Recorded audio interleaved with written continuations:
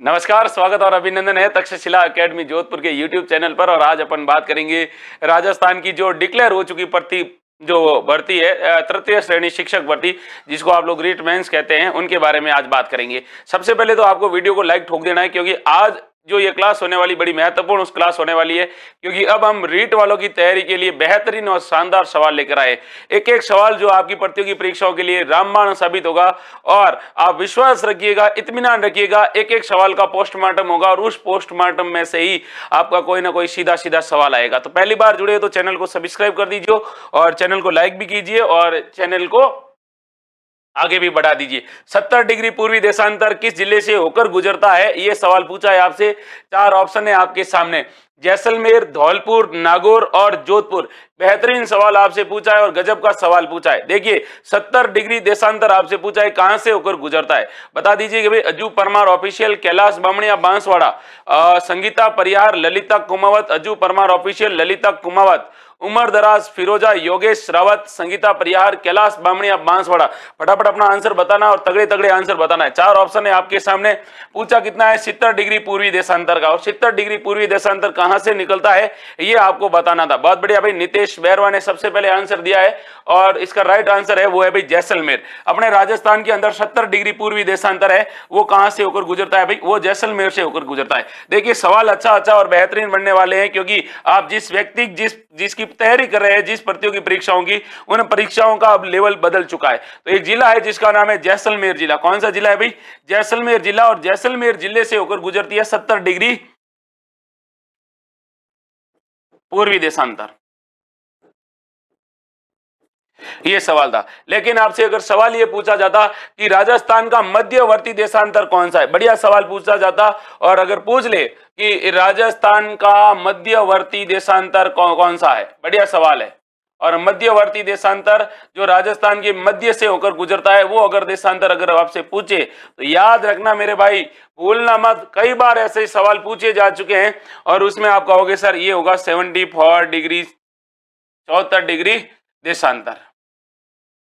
74 degree देशांतर है जो मध्यवर्ती राजस्थान से होकर गुजरता है, गंगानगर से होते हुए यूं यूं नीचे तक निकलता है। ये आपको याद रखना था। कई बार ऐसे सवाल आपसे पूछे जाते हैं और तगड़े वाले सवाल पूछे जाते हैं। अब आपसे सवाल ये पूछा जा सकता है, और क्या पूछा जाएगा कि बताओ भाई, राजस्थान का मध्यवर्ती अक्षांश आपके बारे में पूछा है, मध्यवर्ती देशांतर पूछा है। अगर आपसे पूछे राजस्थान का मध्यवर्ती अक्षांश कौन सा है, राजस्थान का मध्यवर्ती अक्षांश, अगर राजस्थान का मध्यवर्ती अक्षांश आपसे पूछ लेता, अगर आप इसका क्या जवाब देते, तो इसका भी आपको जवाब देना था और तगड़ा जवाब देना था और डंके की चोट पे जवाब देना था कि सर राजस्थान का जो मध्यवर्ती देशांतर है वो देशांतर कौन सा है। अच्छा सवाल पूछा जाता और आपको ये बताना था कि राजस्थान का मध्यवर्ती पूछा है आपसे। क्या पूछा है भाई, राजस्थान का मध्यवर्ती अक्षांश पूछा है ना, मध्यवर्ती अक्षांश, तो वो है 27 डिग्री अक्षांश। कितना भाई, 27 डिग्री अक्षांश है। ये भी आपको याद रखना था। सवाल अच्छे हैं, सवाल तगड़े हैं, क्योंकि आपको पता है 23-3 से 30-12, 23-3 से यहाँ से शुरू होता है, राजस्थान की शुरुआत होती है 23 डिग्री 3 मिनट से, 30 डिग्री 12 मिनट पर समाप्त होता है। उसी प्रकार से यहाँ पर 69 डिग्री 30 मिनट से कहां तक, 78 डिग्री 17 तक ये क्या पहुंचता है भाई, ये है। इन देशांतरों के बीच में राजस्थान क्या है, स्थित है। कई बार आपसे सवाल ये पूछा जाता है कि 2 देशांतरों के बीच में दूरी कितनी होती है, तो 2 देशांतरों के बीच की जब दूरी पूछी जाती है तब आपको बताना है भाई कि 2 देशांतर होते हैं और 2 अक्षांश होते हैं। क्या पूछा जाता है कि 2 देशांतर होते हैं, उनमें अंतर कितना होता है। तो देखिए, 1 डिग्री देशांतर का जो अंतर होता है, वो 1 डिग्री देशांतर में जो अंतर होता है वो होता है 4 मिनट का।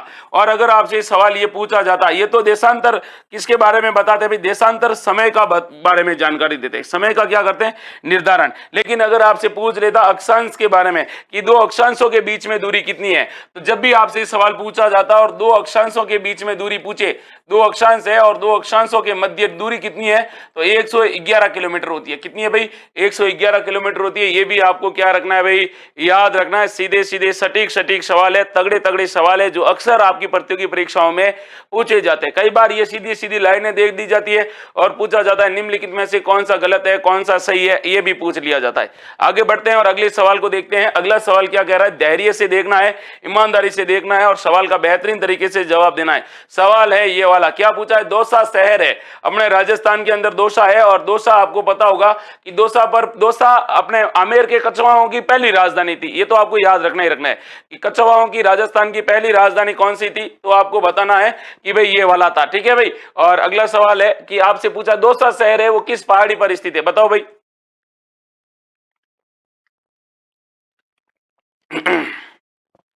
महिपाल तंवर का बढ़िया पेपर हुआ, रेगुलर क्लास देख रहे हो तो बढ़िया ही होगा, है ना।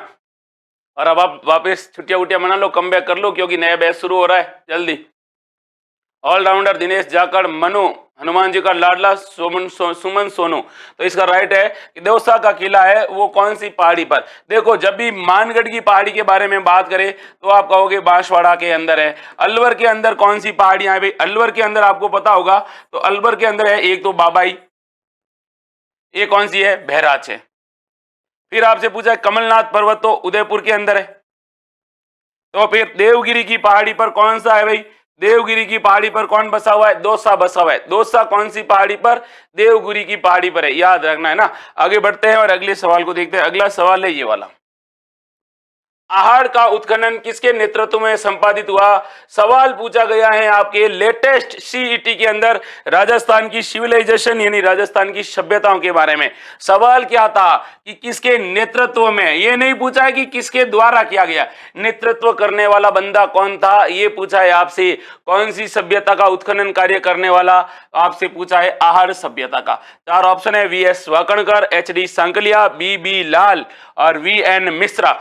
अच्छा सवाल है, गजब का सवाल है। ऐसे सवाल अक्सर क्या कर दिया जाता है भाई, अधीनस्थ बोर्ड द्वारा पूछ लिया जाता है और अधीनस्थ बोर्ड ऐसे अक्सर क्या देते हैं, सवाल के आंसर देते हैं। तो आपसे कौन सा सवाल पूछा है, आपसे सवाल भी अच्छा पूछा है, तगड़ा पूछा है, गजब का सवाल पूछा है। राजस्थान की सभ्यता, और कौन सी सभ्यता, आहड़ सभ्यता। अब आहड़ सभ्यता के बारे में अगर आपने कुछ भी पढ़ा है तो आपको पता होना चाहिए कि आहड़ सभ्यता और आहड़ सभ्यता का नेतृत्व किसके द्वारा किया गया था।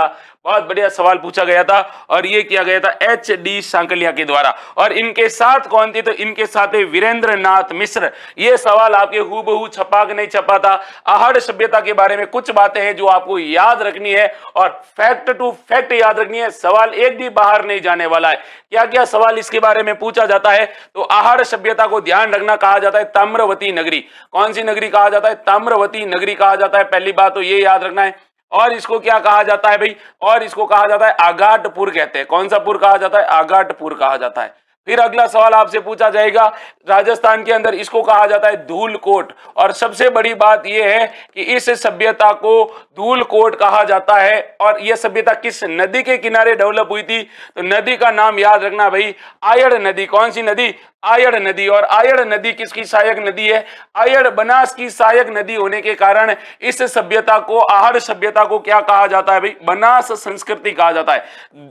ध्यान से देखना कि सवाल कभी पूछ ले और सवाल पूछे कि आहड़ सभ्यता को बनास संस्कृति कहा जाता है क्योंकि यह बनास नदी के किनारे स्थित है। क्या यह बनास नदी के बहाव क्षेत्र में शामिल है, क्या यह आयड़ नदी के किनारे होने के कारण और आयड़ की सहायक नदी होने के कारण बनास संस्कृति, तो याद रखना आयड़ नदी। फिर आपको याद रखना है इसके बारे में, और तगड़ा सवाल है। अब जैसे आपसे कालीबंगा के बारे में पूछा था, कालीबंगा कितने स्तरों पर खुदाई हुई थी, तो 5 स्तरों पर। तो यह भी सवाल पूछा जा सकता है कि आहड़ का उत्खनन हुआ था वो कितने स्तर पर हुआ। तो इसका जो उत्खनन हुआ ना भाई, इसकी जो खुदाई हुई थी वो 3 स्तरों में हुई थी। ये बहुत इंपॉर्टेंट है। अधीनस्थ बोर्ड आजकल ऐसे सवाल फेंक रहा है आपके सामने, दबा के फेंक रहा है, याद रखना है। फिर आगे बात करते हैं अगले सवाल के बारे में, इसी के बारे में।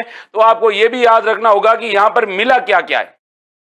तो देखिए यहां पर क्या मिला है भाई, यहां पर वाटर हार्वेस्टिंग का क्या मिले भाई, वाटर हार्वेस्टिंग के अवशेष मिले।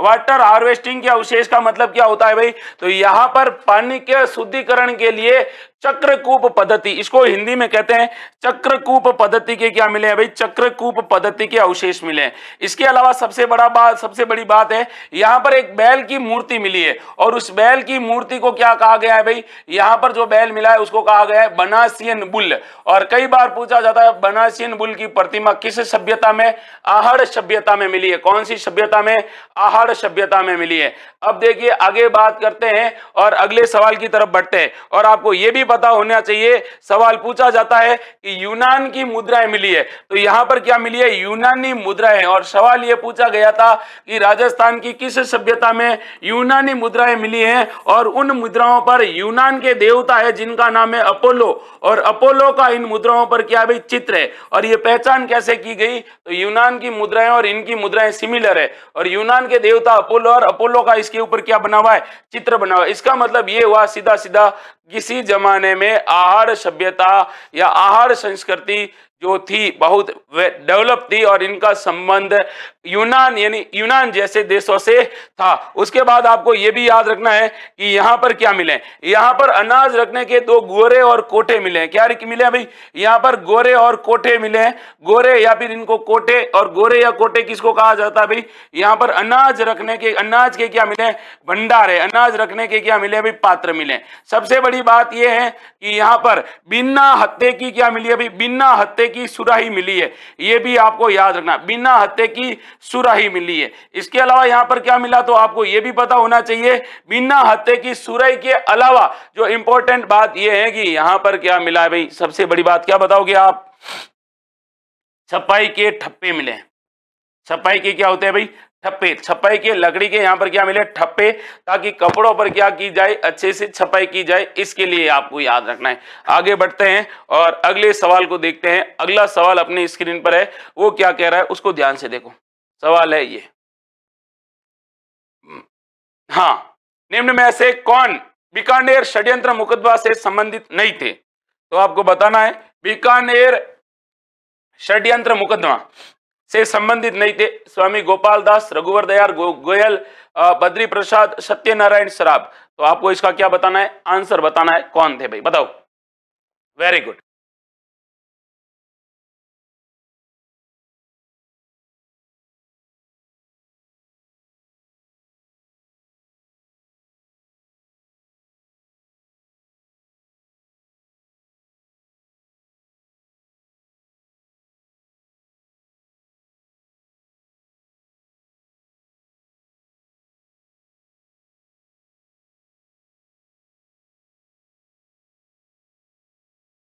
अच्छा सवाल पूछा है भाई, बीकानेर षड्यंत्र केस के बारे में आपसे सवाल पूछा है। अगर आप लोगों ने प्रमुख प्रजामंडल पढ़े हैं तो आपको याद होना चाहिए, सवाल अच्छे अच्छे हैं और तगड़े तगड़े। बीकानेर प्रजामंडल आप में से किसी ने पढ़ा है तो वो अच्छे से इसका क्या कर सकता है भाई, बता सकता है कि इसमें कौन थे और कौन नहीं थे। तो ये बीकानेर प्रजामंडल तो बड़ा प्रसिद्ध था। और यहाँ पर एक कांड होता है बीकानेर षड्यंत्र मुकदमा, और बीकानेर षड्यंत्र मुकदमा के बारे में आपसे पूछा जाएगा तो आप क्या बताओगे, सर देखिए बीकानेर षड्यंत्र केस है, यह एक मुकदमा चला गया था। और यह मुकदमा किसके द्वारा, किसके ऊपर चलाया गया था भाई, स्वामी गोपाल दास के द्वारा पर चलाया गया था। एक्चुअल में यह बीकानेर षड्यंत्र केस था क्या, पहले बात तो यह याद रखना। तो बीकानेर षड्यंत्र मुकदमा था क्या, इसके बारे में जब भी आपसे पूछे तो कहते हैं कि ये बीकानेर षड्यंत्र केस होता है, ये कब होता है भाई, ये 26 जनवरी 1930 को होता है। क्यों होता है, तो यहां पर कहते हैं कि बीकानेर के अंदर एक नारा दिया जाता है, बीकानेर के अंदर नारा दिया जाता है, बीकानेर रियासत में, अखरो रुपयो चांदी रो, राज महात्मा गांधी रो। तो अखरो रुपयो चांदी रो, राज महात्मा गांधी रो, ये एक नारा दिया जाता है। और यहां पर कहते हैं कि देश प्रेम की भावनाओं को लोगों तक पहुंचाया जाता है, जिसके अंदर कहते हैं स्वामी गोपाल दास थे, रघुवर दयाल थे। रघुवर दयाल के अलावा कौन थे भाई, तो आपको याद रखना है भाई इसके अंदर और कौन थे, बद्री प्रसाद थे। बद्री प्रसाद थे तो कौन नहीं थे इनमें, तो इनमें ये नहीं थे भाई सत्यनारायण सराफ। क्या होता है, इनके ऊपर मुकदमा चलाया जाता है, इनके ऊपर कि आप लोग हमारी जनता को क्या कर रहे हो, भड़का रहे हो, इसलिए इनके ऊपर मुकदमा दर्ज किया गया था। बस इतनी सी बात थी, है ना। बीकानेर के महाराजा गंगा सिंह की बात है। महाराजा गंगा सिंह 1930 में जब गोलमेज सम्मेलन में भाग लेने के लिए गए हुए थे, तो पीछे क्रांतिकारियों ने देखा कि गंगा सिंह जी बाहर है, थोड़ी मौज कर देते हैं, उसके चक्कर में ऐसा होता है। और आपको यह भी याद होगा कि बीकानेर के महाराजा गंगा सिंह ने तीनों गोलमेज सम्मेलन में क्या लिया था, भाग लिया था। 1921 से 1925 तक नरेंद्र मंडल के ये क्या थे, अध्यक्ष भी थे, ये भी आपको याद रखना है। आगे बढ़ते हैं और अगले सवाल के बारे में बात करते हैं। अगला सवाल है ये वाला, राजस्थान में बेर एवं खजूर अनुसंधान केंद्र। बहुत बढ़िया सवाल पूछा है। राजस्थान में बेर भी है और खजूर भी, और इनका अनुसंधान केंद्र किस जिले में, उदयपुर में, जयपुर में, कोटा में या बीकानेर में। राजस्थान का एग्रीकल्चर आप लोगों ने पढ़ा है, राजस्थान की अगर आपने कृषि पढ़ी है तो आपको इस बेहतरीन प्रश्न का बेहतरीन तरीके से आंसर आता है, ऐसी मैं उम्मीद करता हूं। क्योंकि सवाल बेर का तो भाई साहब कई बार सवाल पूछा गया है, कई बार पूछा गया है, ऐसा नहीं है कि एक बार पूछा गया है। बताओ कौन सा है। वेरी गुड, वेरी गुड, फटाफट बताओ भाई।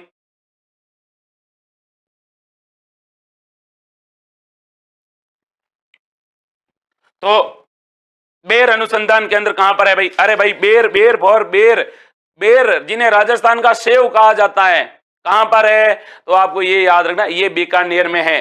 कहां पर है? बीकानेर में। और बीकानेर में है बेर और खजूर। सबसे बड़ी बात ये, और सवाल ये पूछा जाएगा कि बताओ मेरे भाई खजूर उत्कृष्टता केंद्र कहां पर है, और यहां पर आप फंस जाओगे। और यह सवाल पूछा गया है, राजस्थान में खजूर उत्कृष्टता केंद्र कहां पर है? उस समय आप कहोगे सर ये बीकानेर में नहीं है, तो फिर ये कहां पर है? तो खजूर उत्कृष्टता केंद्र है भाई अपने एक गांव है जिसका नाम है सागर भोजका। और सागर भोजका गांव कहां पर है? सागर भोजका जैसलमेर के अंदर है। ये भी आपको याद रखना है भाई। सवाल अच्छा है, तगड़ा वाला सवाल, और ऐसे सवाल सीधे सीधे प्रतियोगी परीक्षाओं में पूछ लिए जाते हैं। आगे बढ़ते हैं और अगले सवाल को देखते हैं। सवाल है ये वाले, ये सवाल तगड़ा पूछा है कि आदिवासियों का वृक्ष, आदिवासी जिलों में किस वृक्ष का उपयोग शराब बनाने में किया जाता है? लो भाई लो, है ना। आप लोग पार्टी वार्टी करते हो, बहुत बढ़िया, अभी पार्टी करते हो, करते रहो। हाँ, तो इनमें से आपको बताना है कि आदिवासियों के द्वारा किस वृक्ष का उपयोग शराब बनाने के लिए किया जाता है? महुआ, धौक, सागवान और खस। और बता दूं मेरे प्यारे बंधु, इन चारों सवालों के सवाल, चारों ऑप्शन है ना, इन चारों ऑप्शनों के सवाल आपकी प्रतियोगी परीक्षा में ठोक ठोक कर पूछे गए हैं, और ठोक ठोक के आपको आंसर बताने हैं सबके बारे में। बताइएगा, राजस्थान की अगर आप वनस्पति पढ़ते हो और राजस्थान की वनस्पति और वन्य उपजों को पढ़ते हो, तो आपसे ये सवाल पूछा जाता है और कई बार पूछा जाता है कि बताओ भाई कौन सा पेड़ है और कौन से पेड़ के बारे में ये बात हो रही है। अच्छा सवाल पूछा है, तगड़ा वाला सवाल भी पूछा गया है। तो बताओ भाई कौन सा वृक्ष है जिससे क्या बनती है भाई? शराब बनती है। शराब क्या बनती है भाई? शराब बनती है। अब आप बताओगे कौन सा भाई? तो आप कहोगे सर ये है महुआ। महुआ के बारे में अच्छे अच्छे सवाल क्या बनते हैं? महुआ से बनती है शराब। क्या बनती है? शराब बनती है। और महुआ से बनी शराब को कहा जाता है मावड़ी। क्या कहा जाता है भाई? मावड़ी। महुआ को आदिवासियों का क्या कहा जाता है? आदिवासियों का कल्प वृक्ष कहा जाता है। आदिवासियों का क्या कहा जाता है भाई? कल्प वृक्ष। और अब देखिए अगला सवाल क्या बनेगा इसके बारे में कि राजस्थान में सर्वाधिक महुआ का किस जिले में होता है? तो जब भी सर्वाधिक महुए के बारे में जब भी आपसे पूछे, तब आपको जवाब देना है सर सर्वाधिक होता है उदयपुर जिले में। किस जिले में होता है भाई?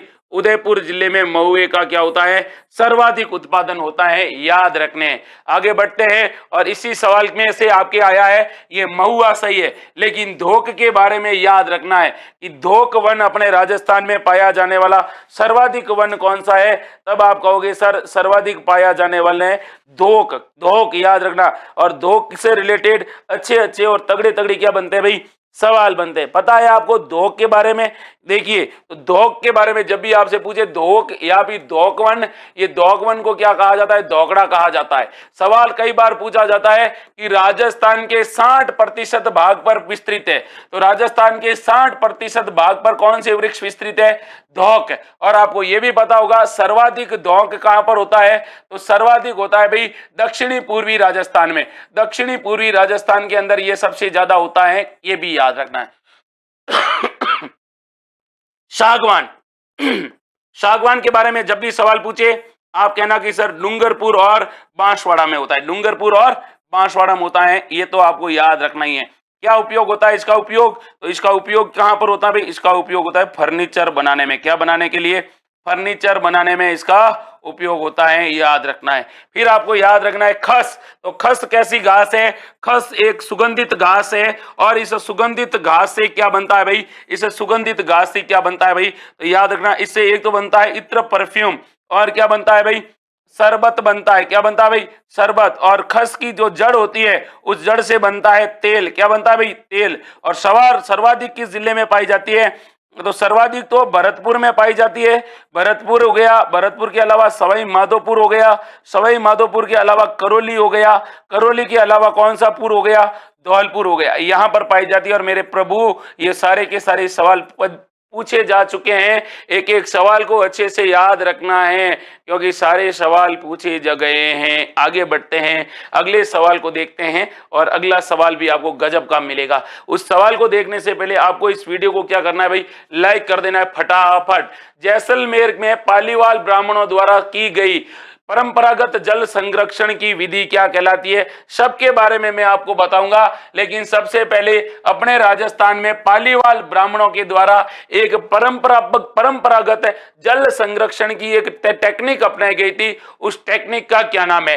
कुंडी है, टांका है, खड़ीन है, जोहड़ है, अर्थात है क्या? उसका नाम क्या है? उस नाम के बारे में आपको बताना है। बता दीजिए भाई। सवाल तगड़ा है, गजब का सवाल है, बिल्कुल। हाँ, हरी जाट ने कहा है। हरी जाट हमारे यहाँ पर जल्द ही सूचना सहायक का जो बैच है उस बैच की पूरी टीम दिन रात रिकॉर्डिंग में लगी हुई है और कुछ ही दिनों में आपके YouTube पर भी इसके वीडियो आने शुरू हो जाएंगे। तो आप निश्चित रहिए, इत्मीनान रखिए, हम आपके लिए बेहतरीन प्रयास कर रहे हैं और हमारे प्रयास आपको सकारात्मक ऊर्जा की तरफ और एक सफल व्यक्तित्व की तरफ ले जाने का कार्य करेगी। ऐसी हमारी कोशिश रहेगी। आपको बताना है इसको क्या कहा जाता है। सबसे पहले तो पालीवाल ब्राह्मणों के द्वारा जो परंपरागत रूप से क्या की जाती है भाई? खेती की जाती है। अच्छे से आपको बताना है और तगड़े तरीके से बताना है। और अक्सर मेरे भाई ऐसे सवाल अपनी प्रतियोगी परीक्षाओं में क्या किए जाते हैं? पूछ लिए जाते हैं और वहां पे आप लोग कई बार क्या होते हैं भाई? कंफ्यूज वगैरह भी होते हैं। तो राइट आंसर क्या है? फटाफट आंसर बताइएगा भाई। कई बार सवाल पूछा गया है इसलिए मैंने आपसे यह सवाल पूछा है, बताइएगा क्या होता है भाई? तो देखिए, ये होता है खड़ीन। खड़ीन क्या होता है भाई? खड़ीन क्या होता है भाई? खड़ीन के बारे में याद रखना, यह होती है अस्थायी झीलें। अस्थायी झीलें सर्वाधिक कहां पर? जैसलमेर में। कहता है कि बरसात आती है, जैसलमेर में अस्थायी झीलें बन जाती है और अस्थायी झीलों के कारण वहां पर पानी इकट्ठा हो जाता है। और जब पानी इकट्ठा होता है तो यहाँ पर किसकी फसल होती है भाई? रबी की फसल होती है। रबी की क्या होती है? फसल। और रबी की फसल में भी दो तीन फसलें होती हैं। एक तो होता है भाई अपने सबसे ज्यादा जीरा, यहाँ पर क्या होता है? जीरा। इसके अलावा यहाँ पर क्या होता है? रायडा। इसके अलावा यहाँ पर क्या होता है? रायडा के अलावा क्या होता है? राई होती है ना, राई। इसके अलावा क्या होता है भाई? इसबगोल भी यहाँ पर होता है, ये भी आपको याद रखना है। और गेहूं। और क्या होता है भाई? गेहूं होता है। और आपको ये भी पता होगा कि ये जो खेती होती है इसको क्या कहा जाता है भाई? इन झीलों को क्या कहा जाता है? प्लाया झील कहा जाता है। प्लाया झील। और प्लाया झील इसलिए क्योंकि प्लाया कृषि भी कहते हैं, प्लाया झील भी कहते हैं, क्योंकि पालीवाल ब्राह्मणों के दिमाग की उपज थी जिसके कारण यहां पर क्या होने लगी? खेती वेती होने लगी थी। अब देखिए आगे बात करते हैं। कुंडी, छोटी जो टंकी होती है उसको हम लोग क्या कहते हैं भाई? कुंडी कहते हैं। अपने घर के बाहर कुंडी होती है, गांव में देखा होगा आप लोगों ने। जब हमारे घर का जो सामने जो शाम को हम लोग खाना पीना करते हैं उसके बाद जो भी अनाज जो सब्जी वगैरह होती है तो हम लोग कुंडी में डाल देते हैं ताकि जो पशु पक्षी है वो उसको खा सके और अपना जो अनाज है, हमारा धान है, वो भी क्या हो? वेस्ट नहीं हो। वो तो आपको पता ही पता है। फिर आपको ये भी पता होगा कि अपने राजस्थान में टांका, टांका क्या कहते हैं? तो परंपरागत जल संरक्षण का क्या है भाई? परंपरागत जल संरक्षण का यहाँ पर क्या है भाई? यह विधि है। और आपको यह भी याद रखना होगा राजस्थान का कौन सा किला है वो टांका पद्धति के लिए प्रसिद्ध है? तो राजस्थान में सर्वाधिक जयगढ़, जयगढ़ के अंदर क्या बने हुए भाई? टांके बने हुए। जोहड़, जोहड़ क्या है भाई? तो जोहड़ शेखावाटी के अंदर कुओं को क्या कहा जाता है भाई? शेखावाटी में जो कुएं होते हैं या फिर जल संरक्षण की विधि है उसको क्या कहा जाता है? जल संरक्षण की विधि। जिनमें टांके होते हैं छोटे छोटे उनको कहा जाता है जोहड़। और सवाल पूछा जाता है कि जौहड़ वाले बाबा किसको कहा जाता है भाई? तो जौहड़ वाले बाबा के बारे में जब भी आपसे पूछे आप कहना सर राजेंद्र सिंह राठौड़ को कहा जाता है। राजेंद्र सिंह राठौड़ वही व्यक्ति जिनको रेमन मैग्सेसे पुरस्कार मिल चुका है, जिसे एशिया का नोबेल पुरस्कार कहा जाता है। और इनको क्या कहा जाता है भाई? इनको कहा जाता है वाटरमैन ऑफ इंडिया। याद रखने हैं, अच्छे अच्छे सवाल है। अक्सर ऐसे सवाल अपनी प्रतियोगी परीक्षाओं में सीधे सीधे आपके सामने परोसे जाते हैं। अभी मैं आपके सामने परोस रहा हूं। वैसे आगे बढ़ते हैं और अगले सवाल को देखते हैं। अगला सवाल क्या कह रहा है उसको ध्यान से देखिएगा भाई। अगला सवाल है ये वाला, क्या पूछा है? हाँ, कथन है और कथन के बाद आपके सामने निष्कर्ष दे रखा। कितना बढ़िया सवाल पूछा है। इस मृदा में क्ले का प्रतिशत अधिक होता है और यह मृदा झालावाड़, बांसवाड़ा, कोटा, बूंदी आदि जिलों में पाई जाती है। उपरोक्त कथनों के आधार पर आपको बताना है कि ये किस प्रकार की मिट्टी के बारे में बात हुई है। 4 ऑप्शन है, देखो अब बताओ डापा चौक वाले सवाल दिए कि नहीं दिए? एंटीसोल्स, इंसेप्टिसोल्स, अल्पीसोल्स या वर्टिसोल्स? बताइए राइट आंसर क्या है कि ये मिट्टी है, इसके अंदर क्ले की मात्रा पाई जाती है। क्ले की मात्रा के अलावा क्या पाया जाता है? ये जो मिट्टी है इनका विस्तार है झालावाड़, कोटा, बूंदी के अंदर। अब आपको बताना है कौन सी मिट्टी है। अच्छा सवाल है। एंटीसोल्स, इंसेप्टिसोल्स, अल्पीसोल्स या वर्टिसोल्स? मृदा का वैज्ञानिक वर्गीकरण पूछा है। रमेश मेघवंशी, संगीता परिहार और सब बढ़िया बढ़िया आंसर दे दो।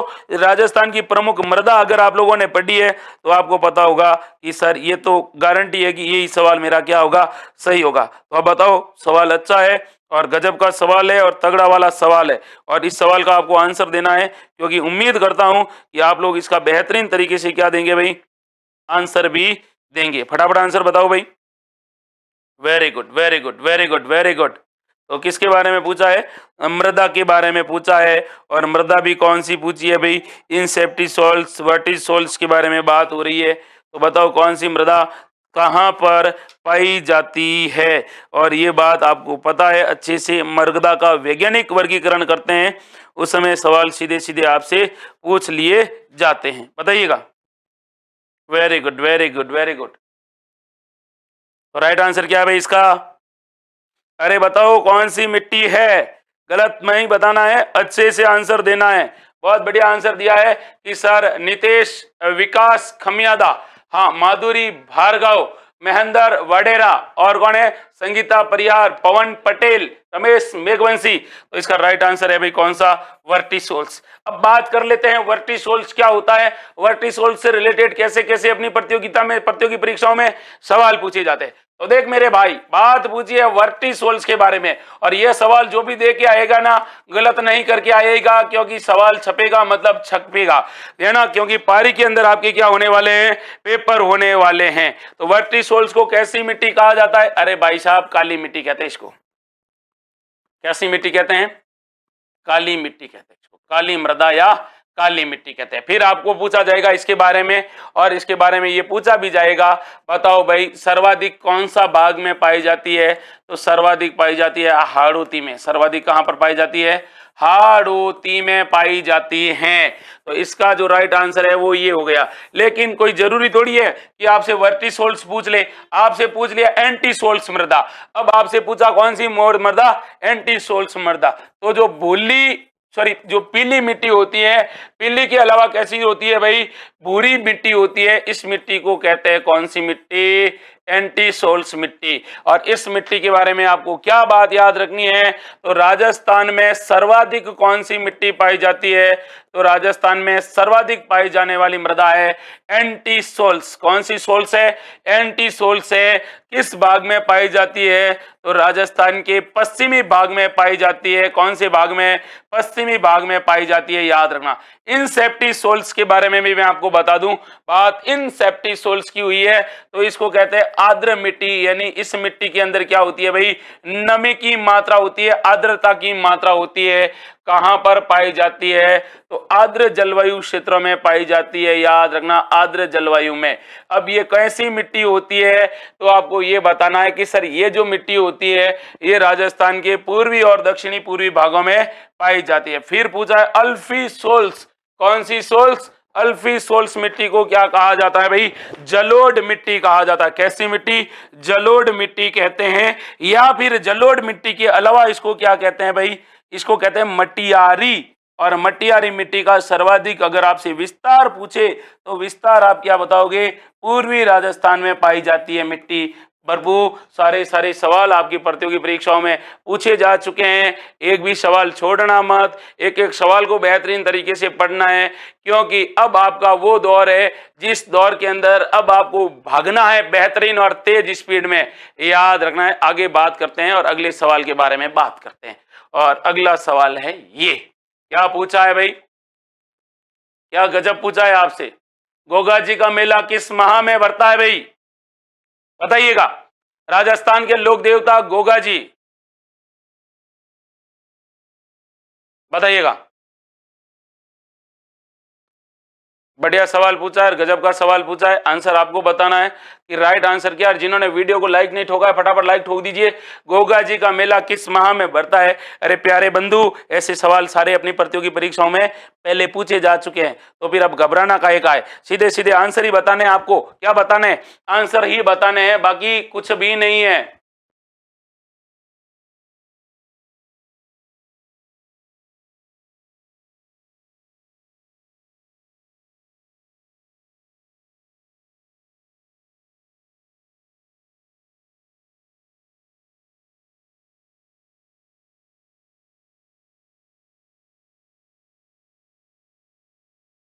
हाँ भाई, अरे भाई गोगा जी के बारे में पूछा है। और गोगा जी के बारे में जब भी आपसे सवाल पूछे तो आपको क्या जवाब देना है? अच्छे से जवाब देना है और तगड़े तरीके से आंसर देना है। बताओ राइट आंसर क्या है इसका?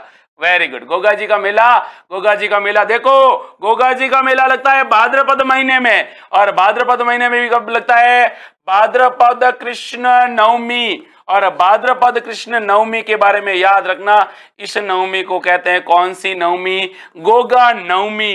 गोगा नवमी कहते हैं, याद रखना। आप लोगों ने देखा होगा कि कहते हैं ना, कोई काला सांप देखते हैं और काला सांप बड़ा होता है, उसको देखकर ये कह देते हैं भाई साहब जी ये तो क्या है? गोगा जी है। गोगा जी देखा कभी? तो कहते हैं ये तो गोगा जी है। और गोगा जी मतलब काला, काला मतलब कृष्ण पक्ष, है ना। अब गोगा जी के बारे में याद रखना है, गोगा जी के मेले कहां कहां पर लगते हैं। तो प्रभु मेले इनके तीन हैं, तीनों मेलों के बारे में याद रखना। एक है धुरमेड़ी। धुरमेड़ी कहां पर है? नौहर के अंदर है। नौहर कहां पर है? हनुमानगढ़ में है। तो धुरमेड़ी है नौहर हनुमानगढ़ में। और फिर आपसे पूछा जाएगा शीर्ष मेड़ी के बारे में कि शीर्ष मेड़ी कहां पर है? तो शीर्ष मेड़ी है भाई ददरेवा के अंदर। और ददरेवा कहां पर है? ददरेवा चूरू के अंदर है। और आपसे पूछा जाएगा गोगा जी की ओल्डी कहां पर है? तो गोगा जी की ओल्डी है भाई सांचौर के अंदर। सांचौर कहां पर है? तो सांचौर आपको पता है जिसे राजस्थान का पंजाब कहा जाता है, जालोर जिले में। फिर आपको यह भी याद रखना है इनके बारे में बेहतरीन सवाल पूछे जाएंगे गोगा जी के बारे में। गोगा जी के माता और पिता का नाम पूछा जाएगा। तो गोगा जी के बारे में याद रखना माता और पिता। और माता और पिता के बारे में याद रखना गोगा जी। और गोगा जी कहां पर? गोगा जी जेब में। तो गोगा जी जेब का मतलब जेवर सिंह और बांचल। क्या? जेवर सिंह और बांचल। तो गोगा जी और गोगा जी कहां पर? जेब में। तो याद रखना माता का क्या नाम था? तो पिता का नाम, पहले पिताजी का नाम। तो पिताजी कौन थे भाई? पिताजी थे जेवर सिंह जी। कौन थे भाई? जेवर जी थे, जेवर सिंह जी थे। और माता कौन थी? तो इनकी माता के बारे में याद रखना बाछल। कौन? बाछल। फिर आपसे पूछा जाएगा इनके बारे में, गोगा जी के बारे में, कि गोगा जी है भाई अपने राजस्थान के ऐसे लोक देवता जिनको गौ रक्षक देवता के रूप में पूजा जाता है। गौ रक्षक देवता। और कौन से देवता कहा जाता है इनको? इनको नागों के देवता कहा जाता है। नागों के क्या? देवता कहा जाता है। कहते हैं कि अगर आपका कोई कहीं जा रहे हो और आपके पैर पे कोई सांप पप्पी वगैरह दे देना, और सांप की पप्पी इतनी खतरनाक होती है कि आदमी क्या होता है, हो सकता है उठता नहीं है, उठ जाने की कंडीशन में रहता है। उस समय आप गोगा जी को हाथ जोड़ देना, गोगा जी सांप ने पप्पी दे दी है, उसको बोलो ये वापिस उतारे, तो वो उतार देगा। आपको याद रखना है। तो गोगा जी के नाम का आह्वान करने पर क्या होता है भाई, जो देव जो अपने सांप होते हैं ना वो दूर रहते हैं। ये भी याद रखना। किसान होता है ना, किसान अपने खेतों पर पहले जो हल के द्वारा खुदाई करता था और हल के द्वारा खेती करता था ना, तो क्या करता था, मतलब हल के पीछे जो हल होता, बैल को ऐसे लेके चलता था ऐसे, तो वो एक तरफ हल रखता था और अक्सर क्या होते थे, अपने बिल में सांप आने की चांस ज्यादा रहते थे, और सांप आने के चांस ज्यादा रहते थे, इसलिए गोगा जी के नाम का आह्वान करता था। इसीलिए किसान अपने खेत पर, खेत जो हल होता है, किसान अपने हल पर क्या बांधता है भाई, 9 गांठों का धागा, और जो 9 गांठों का धागा बांधता है उसको क्या कहा जाता है भाई, उसको कहा जाता है गोगा राखड़ी। क्या कहा जाता है, गोगा राखड़ी कहा जाता है। लेकिन सवाल अगर आपसे पूछे कि अच्छी फसल की कामना के लिए किस लोक देवता की पूजा की जाती है, उस समय पूजा किसकी की जाती है भाई, बताओ किसकी पूजा की जाती है, अच्छी फसल की कामना के लिए कौन से लोक देवता की पूजा की जाती है, तेजा जी की। किसान जब खेती करता है अच्छी फसल की कामना के लिए क्या करता है, तेजा जी के गीत गाता है, जिनको कौन सा टेर कहा जाता है, तेजा टेर कहा जाता है। ये आपको याद रखना है। अब देखिए अगला सवाल, और अगला सवाल है ये वाला, और क्या पूछा जाएगा, गोगा जी की आराधना में कौन सा नृत्य किया जाता है, तो गोगा जी की आराधना में जो नृत्य किया जाता है वो है संकल नृत्य, याद रखना। इनका जो पुजारी होगा वो पुजारी कौन होता है भाई, चायल होता है। इनके पुजारी के बारे में कहते हैं चायल होता है। 11 महीने तक तो मुस्लिम पुजारी होता है, 1 महीने केवल और केवल भाद्रपद महीने में हिंदू होता है। हालांकि दोनों सम्मिलित रूप से इसकी क्या करते हैं भाई, पूजा करते हैं, ये याद रखना है। फिर आपको ये भी याद रखना है, और अरे भाई कितनी भोली है ये छोरी, देखो सुमन सोनू कह रही है सर रागड़ी या रगड़ी। अब देख रागड़ी या रगड़ी की मीनिंग लिखेंगे ना तो ये होती है RAKHRI, तो राखड़ी और या फिर रखड़ी दोनों एक ही है। भोली बातें मत किया कर, किसी को कहना मत तू मेरे से पहले पढ़ चुकी है ना, फिर कोई बोलेगा कि किसने पढ़ाया ये तुम्हें, है ना। आगे बात करते हैं और अगले सवाल के बारे में चर्चा करते हैं। आपको यह भी पता होगा कि गोगा जी है और गोगा जी की पूजा चायल जाति के भोपे द्वारा की जाती है। एक व्यक्ति था दिल्ली का सुल्तान जिसका नाम था गजनवी, और गजनवी ने गोगा जी को जाहर पीर कहा था, और जाहर पीर गोगा जी जिसका मतलब होता है साक्षात देवता, याद रखना। इनके जो मौसेरे भाई थे अर्जुन और सर्जन, कहते कि अर्जुन और सर्जन गायें लूट कर चले जाते, गायों की रक्षार्थ वीर गति को क्या हुए थे, प्राप्त हुए थे। ये भी आपको याद रखना है। अच्छा सवाल है, गजब के सवाल है और तगड़े तगड़े सवाल है। सारे सवाल आपसे प्रतियोगी परीक्षाओं में पूछे जा चुके हैं, इसलिए बिल्कुल घबराने की जरूरत नहीं है, अच्छे से आपको पढ़ने हैं, है ना भाई। आगे बढ़ते हैं और अगले सवाल की तरफ बढ़ते हैं, और अगला सवाल है ये वाला। क्या सवाल पूछा है आपसे, सवाल आपसे क्या पूछा है, ये वाला, चैतर विचित्र मेला किस जनजाति से संबंधित है। गजब सवाल पूछा है, चैतर और विचित्र मेला, बताइएगा किस जनजाति से संबंधित है। ये सवाल बताओ तो मानू भाई आपकी तैयारी बढ़िया है। बताओ बताओ भाई, अच्छा सवाल है, गजब का सवाल है और तगड़ा वाला सवाल है, बताइएगा भाई। हाँ, सुनील जनागल, मंजीत मीणा, संगीता परिहार, राम अवतार सैन, अजू परमार ऑफिशियल, हरी जाट शिकर, बताओ भाई, KL पवार, सिंगाना, जाट 22, रवि 33, फटाफट आंसर बताओ, KL पवार, सुमन सोनू। तो सवाल पूछा है राजस्थान की वह जनजाति जिस जनजाति में चैतर और विचित्र मेले का आयोजन होता है। अब बताओ भाई, चैतर और विचित्र मेला कौन सी जनजाति से, कौन सी ट्राइबल कम्युनिटी से रिलेट करता है। अच्छा सवाल पूछा है, गजब का सवाल पूछा है। ऐसे सवाल जब पूछे जाते ना भाई बड़ा मजा आता है। चैतर और विचित्र के बारे में पूछा है, अब आपको बताना है चैतर और विचित्र के बारे में कि यह किस जनजाति से संबंधित है। तगड़ा सवाल है, गजब का सवाल है, और ऐसे सवाल जब पूछे जाते हैं ना तब आंखें और जो दिमाग होता है वो हिल जाता है, क्योंकि राजस्थान की आपकी हर एग्जाम में किससे रिलेटेड पूछी जाती है भाई, जनजातियों से रिलेटेड सवाल पूछे जाते हैं। और आपसे पूछा है चैतर और विचित्र मेला, और इसके बारे में आपको क्या बताना है, आंसर बताना है। तो आपको बताना है कौन सी जनजाति है जिसका संबंध चैतर और विचित्र मेले से है। आप लोग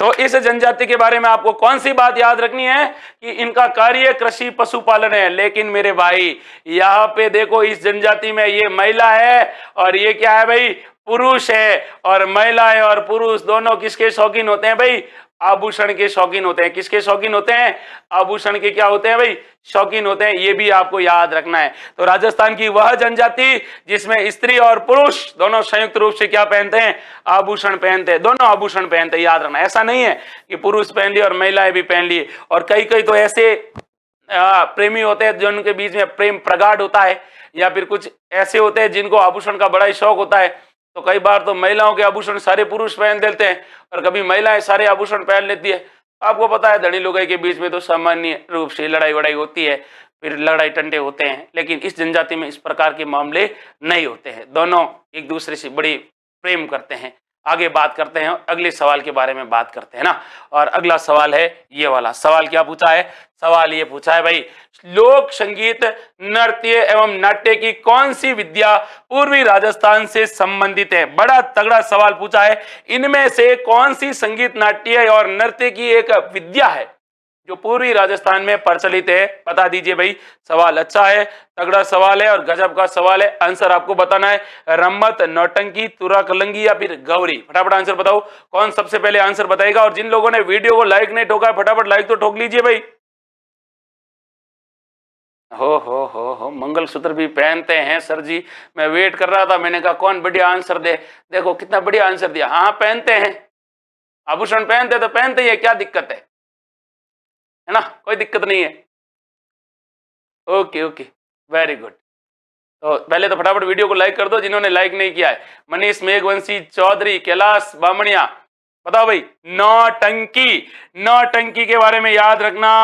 नौटंकी में कितने प्रकार के वाद्य यंत्र है, 9 प्रकार के वाद्य यंत्र का क्या होता है भाई, 9 प्रकार के वाद्य यंत्र का प्रयोग होता है। और इसलिए इसको क्या कहा जाता है, नौटंकी कहा जाता है। यह संगीत भी है, ये नृत्य भी है, ये नाटक भी है। रम्मत के बारे में पूछा जाए तो रम्मत बीकानेर की प्रसिद्ध है। तुरा कलंगी कहाँ की प्रसिद्ध है, तुरा और कलंगी के बारे में पूछे तो मेवाड़ की प्रसिद्ध है तुरा और कलंगी। शाह अली और तुक नगीर ने इसकी क्या की थी, शुरुआत की थी। और गौरी का नृत्य है भाई भील जनजाति से, और ये किस क्षेत्र में, मेवाड़ के बारे में। अब देखो तुरा कलंगी के बारे में याद रखना, इसके प्रवर्तक के बारे में पूछा जाएगा, प्रवर्तक कौन थे। तो एक हिंदू संत थे और एक मुस्लिम संत थे। एक का नाम था कौन से अली, शाह अली, और एक थे तुक नगीर। कौन थे भाई, तुक नगीर थे। और गौरी, इसको क्या कहा जाता है, लोक नाट्यों का मेरु नाट्य कहा जाता है। इसके अलावा सबसे प्राचीन नाट्य, अगर राजस्थान का सबसे प्राचीन बोले तो पुराना कोई नाट्य है तो वो कौन सा नाट्य है भाई, वो आपका गौरी है। सीधे सीधे सवाल है जो अक्सर आपकी प्रतियोगी परीक्षाओं में क्या कर लिए जाते हैं, पूछ लिए जाते हैं। आगे बढ़ते हैं और अगले सवाल के बारे में बात करते हैं। और अगला सवाल है ये वाला। और अगला सवाल क्या पूछ रहा है वो ध्यान से और धैर्य से देखिएगा। सवाल है ये, अजमेर से प्राप्त बर्ली के शिलालेख में किस धर्म की जानकारी मिलती है। क्या गजब का सवाल पूछा है और इसी के बारे में आपको जानकारी देनी है। अजमेर से प्राप्त हुआ है बर्ली गांव से, और यहां से जो अजमेर का बर्ली गांव का जो शिलालेख है कौन से धर्म की जानकारी देता है। सक्रिय हैं आप, अगर रेगुलर पढ़ रहे हैं तो इसका आपको आंसर बताना होगा। मेरे हिसाब से सबसे पहले इसका आंसर सुरेंद्र परमार का आएगा, चेतन नामा का आएगा, और उसके बाद अनुराग का आएगा।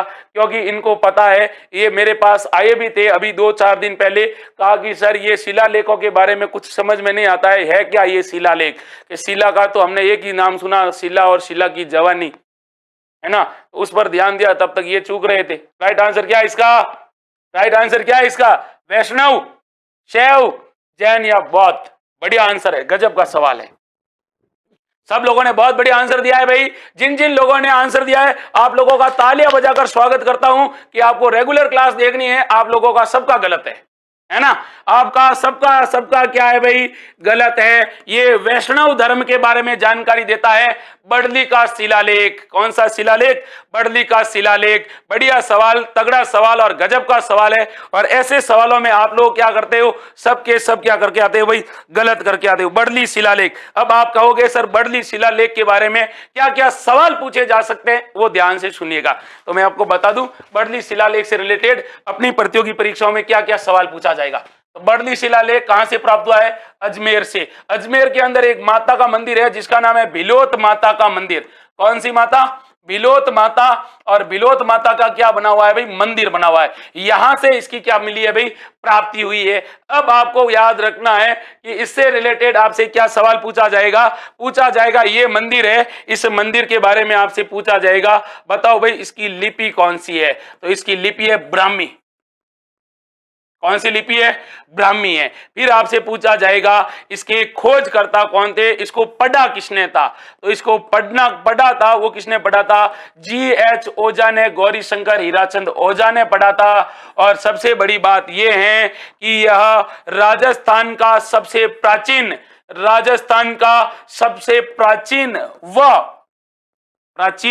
व भारत का दूसरा सबसे प्राचीन, वह भारत का दूसरा सबसे प्राचीन कैसा लेख है? शिलालेख है। याद रखना है। अब ये वर्तमान में कहां पर रखा गया है? तो याद रखना वर्तमान में ये रखा गया है अजमेर संग्रहालय में। वर्तमान में कौन से संग्रहालय में? अजमेर संग्रहालय में। ऐसे भोले भोले सवाल के भोले भोले तरीके से आंसर दोगे तब तो आपकी लटिया डूब जाएगी। रेगुलर क्लास देखो, क्लास में जो भी होगा बेहतरीन तरीके से और तगड़े तरीके से बताया जाएगा। अब देखिए आप लोग सबके सब डापा चूक हुए, अपने भेड़ वाली चाल होती है ना, भेड़ होती है, मैं करती हुई थी, माथा नीचे उतार, एक के पीछे एक चलती है। भले ही खाड्डे में पढ़ो और भले ही तालाब में पढ़ो, कोई फर्क नहीं पड़ता है। आपने भी वही टेक्निक अपना रखी है। अरे कुछ निंजा टेक्निक को अपनाओ, पढ़ाई ऐसी करो कि देख दूसरे वाले को देख के भाई कर क्या रहा है, पढ़ रहा है या क्या कर रहा है? सर मैंने तो कल ही जैन पढ़ा था। कहां पढ़ा था जैन? मुझे पता है जहां से आपने पढ़ा है वहां पे था ही नहीं ये जैन। आगे बात करते हैं और अगले सवाल के बारे में बात करते हैं। हाँ, मेवाड़ का वर्तमान शासन नामक पुस्तक किसके द्वारा लिखी गई थी? मेवाड़ का वर्तमान शासन नामक पुस्तक किसने लिखी थी, ये आपको बताना है। सवाल अच्छा है, तगड़ा सवाल है। चांदकरण शारदा, हर विलास शारदा, मास्टर आदित्येंद्र या माणिक्यलाल वर्मा? अच्छा सवाल है। राजस्थान के प्रमुख व्यक्तित्व से रिलेटेड सीधे सीधे सवाल जो आपकी प्रतियोगी परीक्षाओं में पूछे जाते हैं और आपको इसका आंसर भी बताना है। फिर मैं पोस्टमार्टम करता हूं। सबसे पहले तो जिन्होंने वीडियो को लाइक नहीं ठोका है फटाफट लाइक कर दीजिए भाई। आप लोग लाइक नहीं करते हो तो मजा नहीं आता है, तो फटाफट लाइक कर दीजिएगा भाई। बताइए इसका राइट आंसर क्या है? बढ़िया आंसर बताए मनीष सोलंकी, आलन आवास, महादेव, महेंद्र वडेरा, आरसी मीणा, ज्योति सैनी।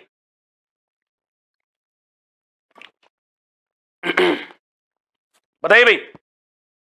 अच्छा सवाल है, तगड़ा सवाल है। ऐसे सवालों को गलफत में मत लो, हल्के में मत लो, और इनसे रिलेटेड अच्छे अच्छे सवाल पूछे जाते हैं। मनीष मेघवंशी ने बताया है कुछ, और किसी ने कुछ बताया भाई। तो सवाल आपको बताना है मेवाड़ का कौन सा शासन है? मेवाड़ का वर्तमान शासन बताओ भाई। अरे बताना है भाई। ये लिखने वाले एक ही व्यक्ति थे जिनका नाम था माणिक्यलाल वर्मा। माणिक्यलाल वर्मा से रिलेटेड आपसे क्या क्या सवाल पूछा जाएगा? सबसे पहले तो पूछा जाएगा इनका जन्म कहां पर हुआ? तो इनका जन्म हुआ था बिजोलिया के अंदर, अर्थात कौन सी रियासत में हुआ? मेवाड़ रियासत में। फिर आपसे क्या सवाल पूछा जाएगा? इनका उपनाम क्या मिलता है भाई? इनका उपनाम मिलता है कहां का गांधी? तो आपको याद रखना है मेवाड़ का गांधी। मेवाड़ को इनको क्या कहा जाता है? गांधी कहा जाता है। फिर इनके बारे में सवाल क्या पूछा जाएगा? अच्छा, और इतना बेहतरीन सवाल पूछा जाएगा, और इसके बारे में आपको याद भी रखना है कि इनके बारे में ये कहा जाता है कि इन्होंने कहते हैं कि प्रारंभ ये प्रारंभ में क्या थे? तो याद रखना प्रारंभ में ये शिक्षक थे, लेकिन कहते हैं शिक्षक का पेशा इन्होंने छोड़ा और 1927 से लेकर 1941 तक बिजोलिया का इन्होंने क्या किया था? बिजोलिया आंदोलन का नेतृत्व किया था। बिजोलिया का क्या किया था? आंदोलन का नेतृत्व किया था। फिर इनके बारे में याद रखना है 1938 में इन्होंने कौन सी प्रजामंडल? मेवाड़ प्रजामंडल की स्थापना की थी? तो मेवाड़ प्रजामंडल की स्थापना 1938, ये सवाल सीईटी में पूछा गया था।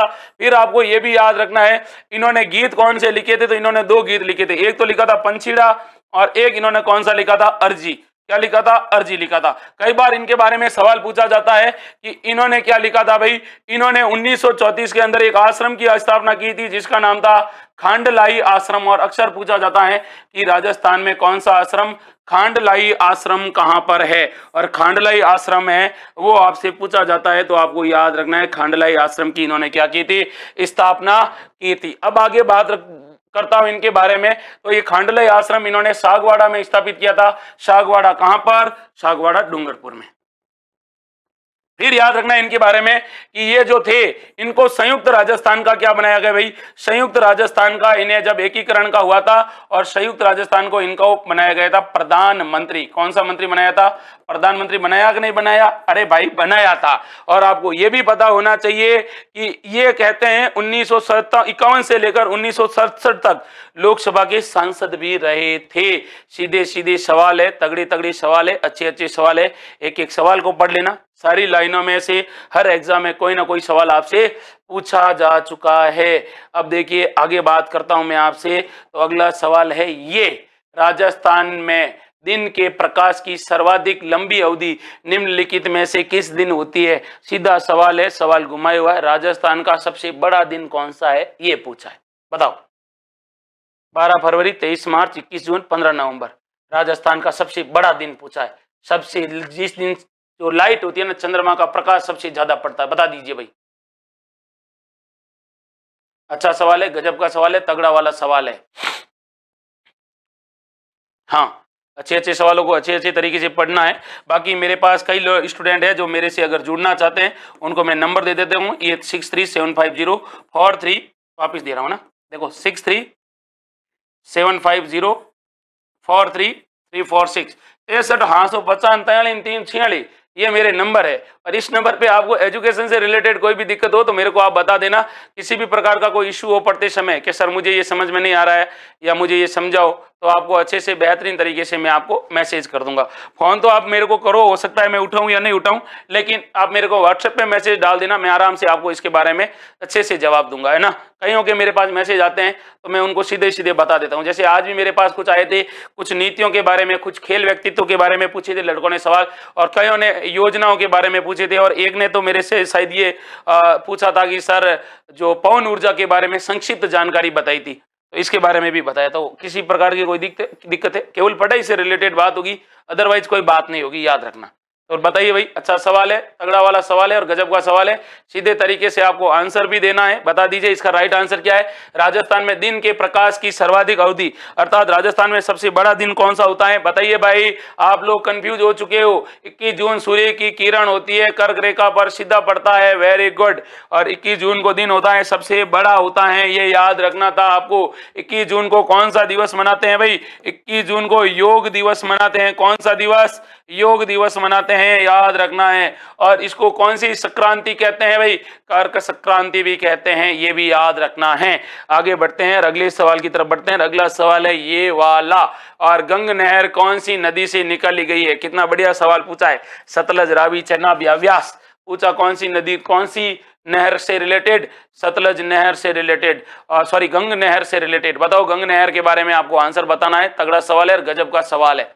और इतने अच्छे अच्छे सवाल जब प्रतियोगी परीक्षाओं में पूछे जाते हैं ना, तो भाई आंसर देने का भी अपना एक अलग ही मजा होता है।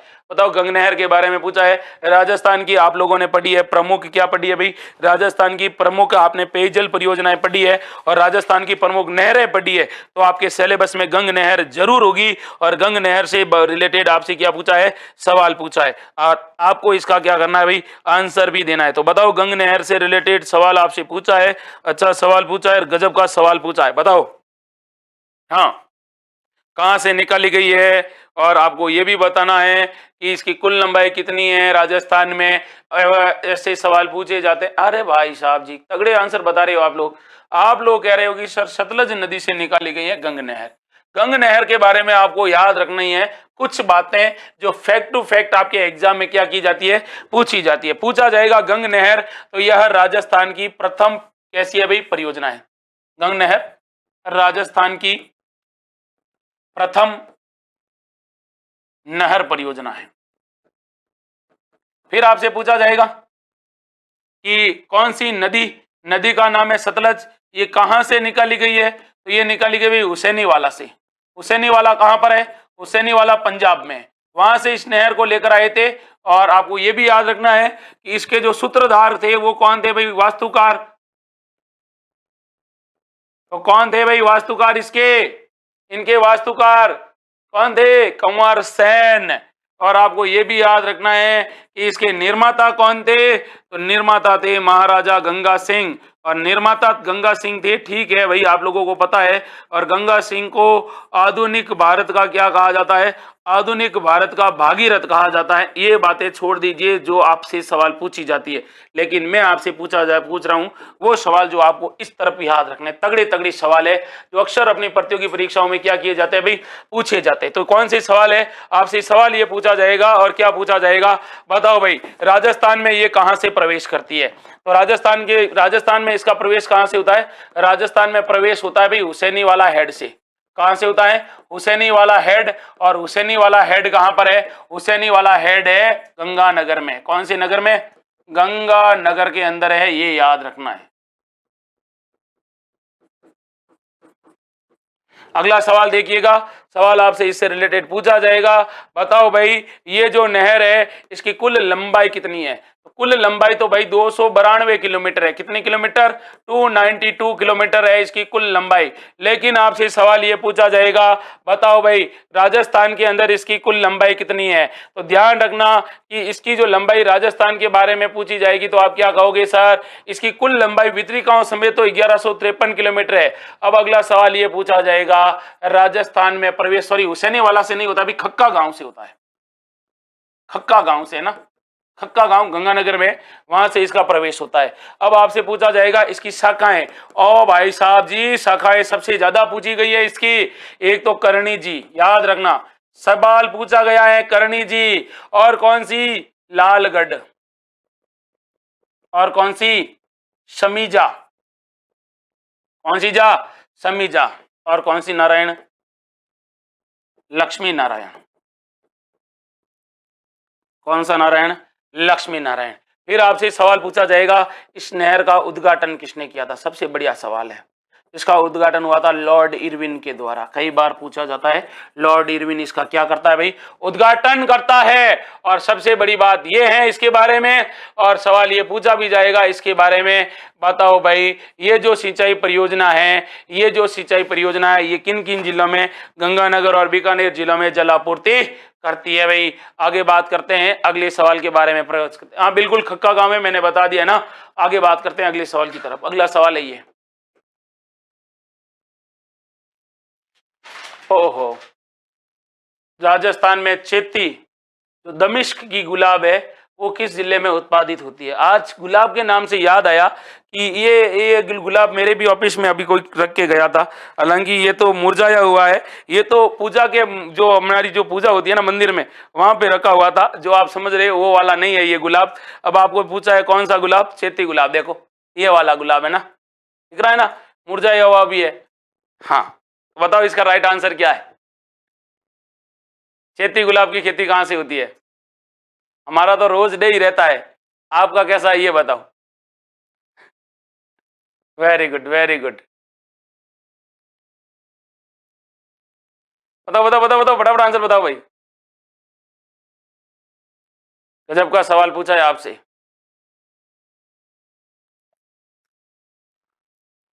हाँ हाँ हाँ हाँ, वेरी गुड वेरी गुड। कहां पर, चेती गुलाब की खेती होती है अपने राजसमंद के अंदर। और राजसमंद में भी कहां होती है भाई, दिवेर के अंदर होती है। कहां पर होती है भाई, दीवार कहां होती है, दिवेर में होती है, ये याद रखना है। अगला सवाल आपसे क्या पूछा जाएगा, इसी से रिलेटेड आपको याद रखने हैं सारे के सारे सवाल, और तगड़े तगड़े सवाल क्या पूछे जाएंगे, दिवेर के बारे में पूछा गया आपसे सवाल है। चेती गुलाब से होती है क्या भाई, खेती। क्या होती है भाई, चेती गुलाब की क्या होती है, खेती। और ये हमारे यहाँ पर क्या होता है भाई, गुलाब का उत्पादन भी होता है। गुलाब का क्या होता है भाई, उत्पादन भी होता है। गुलाब के बारे में आपसे पूछा भी जाएगा। अब गुलाब की बात हुई तो तीन चार बातें याद रखना है आपसे।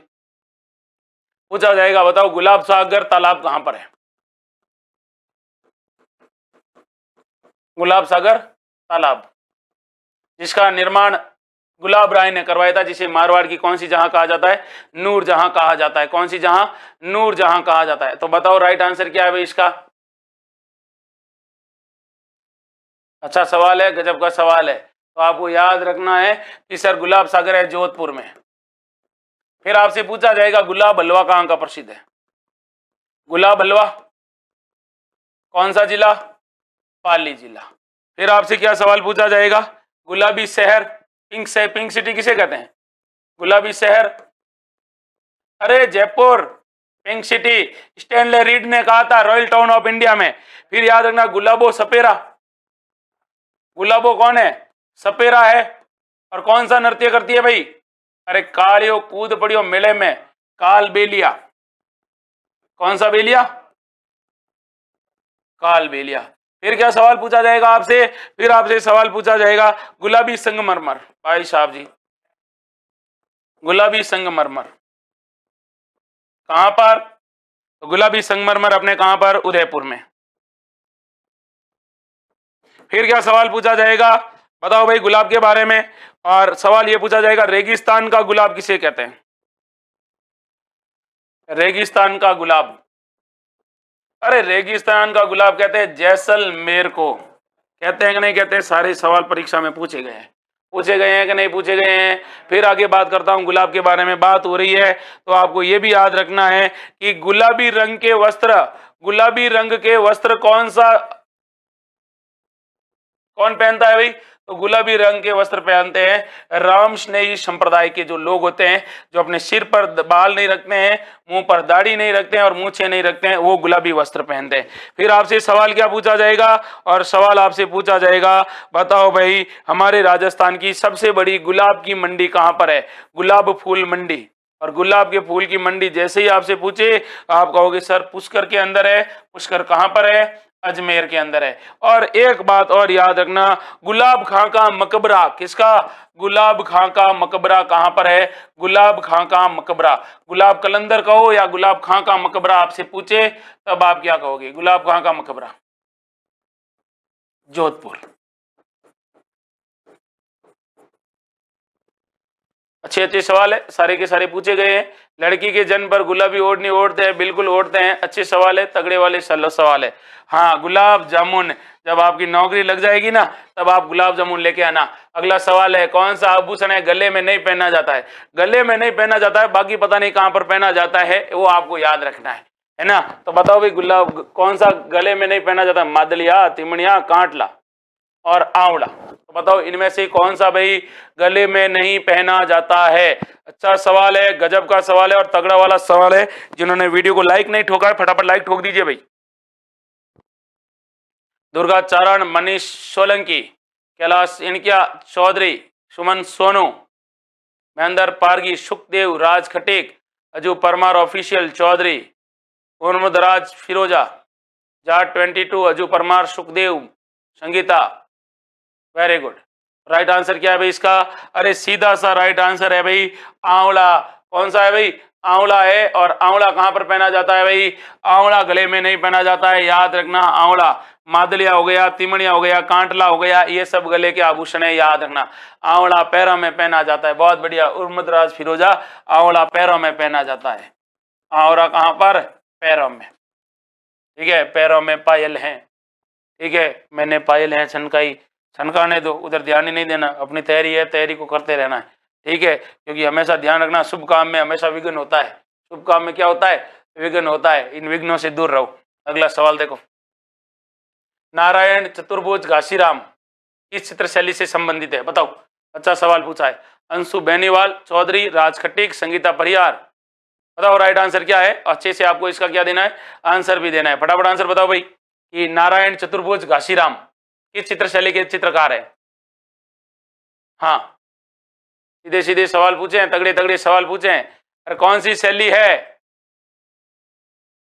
मनीष ने कहा कि सर धौलपुर है। बेटा धौलपुर तो ऑप्शन ही नहीं है। सुमन सोनू, दुर्गा चारण, अजू परमार, सुखदेव। हाँ, कोई तो आंसर बता दो। फिर तो मेरे को तो पता नहीं है ये किस शैली के चित्रकार है। नारायण भी है, चतुर्भुज भी है और घासीराम भी है। और पूछा किसके बारे में, राजस्थान की कौन सी शैली के बारे में, चित्र शैली के बारे में। अब आपको इसके बारे में आंसर बताना है, कौन सी शैली के चित्रकार है ये। अच्छा सवाल पूछा है। घासीराम भी है, नारायण भी है, चतुर्भुज भी है, कौन सी शैली है भाई। Very good very good very good, मतलब आप लोग गलत आंसर बता रहे हो भाई। बताया आपको कौन सी शैली है। अरे कौन सी शैली है, ये शैली है अपने कौन सी वाली, नाथद्वारा, देवगढ़, जोधपुर, कौन सी शैली है बताओ। अच्छा सवाल है, आपसे पूछा गया सवाल है, आप कहोगे सर नाथद्वारा शैली है। नाथद्वारा शैली का प्रारंभ राज सिंह प्रथम के समय, और इन्हीं का काल, इस शैली का कैसा काल कहलाता है, स्वर्ण काल। इस शैली पर प्रभाव किसका है, या ये किसका मिश्रण है, तो ये मिश्रण है भाई उदयपुर प्लस, उदयपुर शैली प्लस किसकी, ब्रज शैली का। फिर आपसे पूछा जाएगा किस संप्रदाय से संबंधित है, तो आपको याद रखना है ये किस संप्रदाय से संबंधित है, वल्लभ संप्रदाय से। इस शैली की क्या प्रसिद्ध है, इस शैली की नाथद्वारा शैली की पिछवाइयां, पिछवाइयां, पिछवाइयों में भगवान कृष्ण के जीवन का क्या होता है, कृष्ण के जीवन का चित्रण होता है, कृष्ण जीवन चित्रण। उनकी बाल लीलाएं बताई जाती है, उनके चमत्कार बताए जाते हैं, उनके बारे में बताया जाता है। इसके अलावा आपको ये भी याद रखना है इस शैली के बारे में कि ये जो शैली है, इस शैली के बारे में ये पूछा जाएगा कि ये इनके क्या है भाई, चित्रकार हैं। और सारे सवाल कहीं ना कहीं अपनी प्रतियोगी परीक्षाओं में से पूछे जाते हैं। आगे बढ़ते हैं और अगले सवाल में के बारे में भी बात करते हैं। हाँ भाई, सुमन सोनू कह रही है सर इसके अंदर एक महिला चित्रकार भी है। बहुत बढ़िया सवाल पूछा है भाई। इस चित्र शैली की दो महिलाएं हैं, एक का नाम है कमला और एक का नाम है इलायची। नहीं कहना है कमला है, आप कमला वो नहीं, कमला पसंद वाली कमला नहीं, वो वाली कमला नहीं है, वो वाली कमला नहीं है, कमला महिला है और बाबा इलायची नहीं है, ये दोनों महिला है, याद रखना। और ये महिला क्या है भाई, चित्रकार है, याद रखना। ये सवाल बड़ा अच्छा है और इनके बारे में पूछा भी जाता है। कमला पसंद और बाबा इलायची नहीं याद रखना है आपको, कमला और क्या याद रखना है भाई, इलायची याद रखना। और ये महिलाएं चित्रकार थी इस शैली की। सीधे सीधे सवाल है, अच्छे अच्छे सवाल है, तगड़े तगड़े सवाल है। आगे बढ़ते हैं और अगले सवाल के बारे में बात करते हैं। अगला सवाल क्या कह रहा है उसको ध्यान से देखिएगा। क्या सवाल है, ध्यानपूर्वक देखो भाई।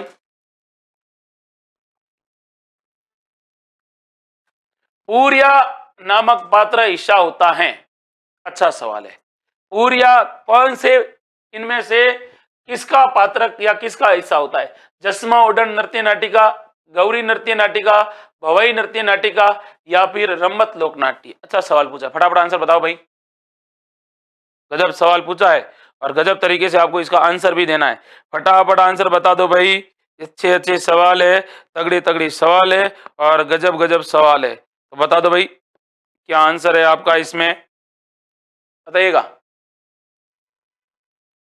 Very good very good very good. आप कह रहे हो कि सर ये तो कौन सा रही है भाई, गौरी है। लेकिन गौरी के बारे में भी आपसे कई सारे सवाल पूछे जा सकते हैं जो आपको क्या रखने हैं भाई, याद रखने हैं। आपको ये भी पता है, आपने लोक नाट्य वगैरह अच्छे से पढ़े हैं, तो आपको ये भी पता होना चाहिए कि राजस्थान में प्रमुख लोक नाट्य और लोक गीतों से अक्सर आपसे क्या पूछा जाता है, सवाल पूछा जाता है। किस लोक नाट्य के बारे में बात हुई है भाई, तो बात हुई है अपने किसके बारे में, गौरी के बारे में। किसके बारे में, गौरी के बारे में। और गौरी के बारे में अच्छे अच्छे क्या बनते हैं भाई, बहुत बढ़िया बढ़िया सवाल बनते हैं। और कौन कौन से सवाल बनते हैं वो भी आपको याद रखना है। अब आपको ये याद रखना है कि गौरी का संबंध किस जनजाति से है, तो आप कहोगे सर गौरी का संबंध है वो आपके भील जनजाति से है। किस जनजाति से है भाई, भील जनजाति से हैं। ये तो आपको याद रखना ही रखना है। और सबसे बड़ी बात ये है गौरी के बारे में ये याद रखना है, गौरी है ये 40 दिनों तक चलता है, 40 दिन तक। इसको कहते हैं लोक नाट्यों का मेरु नाट्य, सबसे लंबे समय तक चलता है। फिर आपको याद रखना ये कहां पर, मेवाड़ में होता है। मेवाड़ में कहां पर, पहाड़ी क्षेत्रों में। किस जनजाति के द्वारा होता है, तो आप कहोगे सर जनजाति है वो है भील। फिर आपसे सवाल पूछा जाएगा किसकी स्तुति में? शिव पार्वती की स्तुति में होता है, याद रखना। सारे सवाल परीक्षा में पूछे जा चुके हैं। आगे बढ़ते हैं और अगले सवाल के बारे में बात करते हैं। और अगला सवाल है ये वाला, देखो जसमा ओडन क्या है? ये भवाई लोकनाट्य है। और भवाई कहाँ का है? उदयपुर का। गौरी मेवाड़ का, ये भवाई उदयपुर का। रमत कहाँ का? बीकानेर का है। इनके बारे में भी याद रखना। अगला सवाल देखो, इतना पूरा सवाल पूछा है। जिप्सी फेरस मृदा पाई जाती है कहां पर? कौन सी मृदा? जिप्सी फेरस मृदा है, कहां पर पाई जाती है बताना। आपको 4 ऑप्शन है आपके सामने। तगड़े तगड़े सवाल का बेहतरीन तरीके से आपको आंसर देना है। गंगानगर, भरतपुर, कोटा या बीकानेर। और पूछी कौन सी मिट्टी है? जिप्सी फेरस मिट्टी पूछी है। आंसर आपको बताना है। आपके सामने सीधा सीधा प्रश्न पूछा है। राजस्थान की जब मृदा पढ़ते हैं और उसी मृदा में आपसे पूछी गई है कौन सी फेरस? जिप्सी फेरस मिट्टी पूछी है। बताओ कौन पर पाई जाती है? गजब सवाल पूछा है। बताइए बताइए बताइए। जिप्सी फेरस मिट्टी, ये सवाल पूछा गया है। और पूछा क्या गया था? राजस्थान में सर्वाधिक जिप्सम कहाँ होता है? और जिप्सम की मात्रा इस मिट्टी में ज्यादा होती है। और जिप्सम की मात्रा बीकानेर के अंदर। तो जिप्सी फेरस क्या करोगे? बीकानेर करोगे, ना कि गंगानगर करोगे। याद रखना है। आगे बढ़ते हैं और अगले सवाल की तरफ बढ़ते हैं। अगला सवाल ये है, मित्रपाल सिंह, कोटा नहीं है, मित्रपाल सिंह जी बीकानेर में है। किस व्यक्तित्व ने शहरियों की विचारधारा से प्रभावित होकर लिखा है कि शहरिया को एक रोटी खिला दीजिए, वह जीवन भर आपको याद रखेगा? कवि श्यामल दास, कर्नल जेम्स टॉड, कवि सूर्यमल मिश्रण या जॉन लुडलो। ये किसके बारे में पूछा है? इन्होंने बताया है शहरिया जनजाति किसी का एहसान नहीं भूलती है। शहरिया जनजाति के साथ अगर आप हो और शहरिया जनजाति का कोई पुरुष या महिला या बच्चा है, आप उनके साथ खाना खा लीजिए या फिर आप उनको खाना खिला दीजिए, वो आपका एहसान अमरण यानी मरने तक नहीं भूलेगा। ये बात किसने कही थी? 4 ऑप्शन है आपके सामने। अच्छे से आपको क्या देना है भाई? आंसर देना है। क्योंकि राजस्थान की जब आप बड़ी बड़ी प्रतियोगी परीक्षाओं की तैयारी कर रहे हैं तो आपसे सवाल पूछा जा सकता है, इसमें कोई दो राय वाली बात नहीं है। तो शहरिया जनजाति से रिलेटेड बात हुई है। किसने कही थी ये बात? तो आप लोगों को कह रहे हैं कि सर पता नहीं है, बाकी ने तुक्का भी मारा है, कईयों ने बी भी किया है। तो ये बात कहने वाला एक व्यक्ति है, जिस व्यक्ति का नाम है कौन सा? Tod, colonel James Tod. Colonel James Tod ये कहता है किसके बारे में? शहरियों के बारे में। और शहरियों से रिलेटेड कौन कौन से सवाल आपकी प्रतियोगी परीक्षाओं में बन सकते हैं, उनको आप ध्यानपूर्वक सुनिएगा। सवाल क्या पूछा जाएगा? शहरिया जनजाति के बारे में। बताओ भाई, ये जो जनजाति है वो राजस्थान की एकमात्र जनजाति है जो किस में शामिल है भाई? आदिम जनजाति में शामिल है। यानी ये किस में शामिल है? प्राइमिटिव ट्राइबल ग्रुप्स में शामिल है। याद रखना है आपको। सर्वाधिक शहरिया कहां पर है? तो सर्वाधिक शहरिया है 12 जिले में। किस जिले में? 12 जिले में। फिर आपसे पूछा जाएगा 12 जिले में भी कहां पर? 2 तहसीलें हैं, एक का नाम है शाहाबाद और दूसरी का नाम है किशनगंज। कौन सा गंज? किशनगंज। फिर आपको याद रखना है कि इस शहरिया जनजाति के बारे में पूछा जाता है, एकमात्र ऐसी जनजाति है जो भीख नहीं मांगती है। भीख नहीं मांगती हैं अर्थात ये कहती है जमीर हमारा जिंदा है, हम लोग कभी किसी का फ्री में मुफ्त में नहीं खाएंगे। और आपको ये भी याद रखना है इस जनजाति में दहेज प्रथा का चलन नहीं है, दहेज प्रथा का प्रचलन नहीं है। इसीलिए इस जनजाति में यूनिटी भी ज्यादा है सामाजिक रूप से। और कहते हैं कि जहां प्रेम होता है ईश्वर साक्षात वहां निवास करते हैं। इनकी कुल देवी के बारे में जब भी आपसे पूछे तो कुल देवी है भाई कोडिया माता। कौन सी माता है भाई? कोडिया माता इनकी कुल देवी है या कोडिया देवी इनकी कुल देवी है। फिर आपसे सवाल पूछा जाएगा इनके आराध्य लोक देवता, आराध्य देवता कौन से हैं? तो इनके आराध्य देवता है तेजाजी। कौन से हैं भाई? तेजाजी इनके आराध्य देवता है। फिर आपसे पूछा जाएगा इनके आदि गुरु कौन है? तो इनके आदि गुरु है वाल्मीकि। कौन है भाई? वाल्मीकि इनके आराध्य गुरु है, ये भी आपको याद रखना है।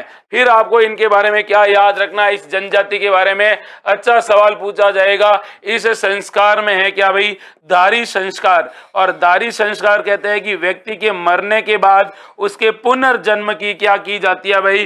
पुनर्जन्म की जानकारी प्राप्त करने के लिए दारी संस्कार किया जाता है। फिर आपको याद रखना है, ये दीपावली पर कौन सा गीत गाते हैं? तो जब दीपावली आती है तब ये कौन सा गीत गाते हैं भाई? हीड़ गीत गाते हैं। ये भी आपको याद रखना है। इसके अलावा आपको याद होगा वर्षा ऋतु में ये गीत कौन सा गाते हैं? तो जब बरसात होगी, बरसात का महीना होगा और उस समय ये गीत गाएंगे लहंगी। कौन सा गाएंगे भाई? लहंगी गाएंगे। और कौन सा गाएंगे? आला गाएंगे। ये दो गीत बरसात के दौरान मानसून में गाएंगे। आप तो गाते हो टिप टिप बरसा पानी और पानी ने आग लगाई, और जिनकी आग लगी हुई है वो कहते हैं बरसात के मौसम में तन्हाई के आलम में घर से निकल आया और बोतल भी उठा लाया। वो लोग कहते हैं हमें बोतल बोतल कुछ नहीं चाहिए, हम तो गाएंगे लहंगी और हम गाएंगे आला, क्योंकि यहाँ पर प्रेम विवाह को स्वीकार किया जाता है इसीलिए। और जहाँ पे प्रेम विवाह को स्वीकार नहीं किया जाता है वहां तो आपको पता है क्या कंडीशन रही होगी, आप लोग भुगतभोगी हो काफी इनमें से। अगला सवाल देखो, और अगला सवाल है ये वाला। क्या सवाल पूछा गया है? तगड़ा सवाल है और गजब का सवाल पूछा है।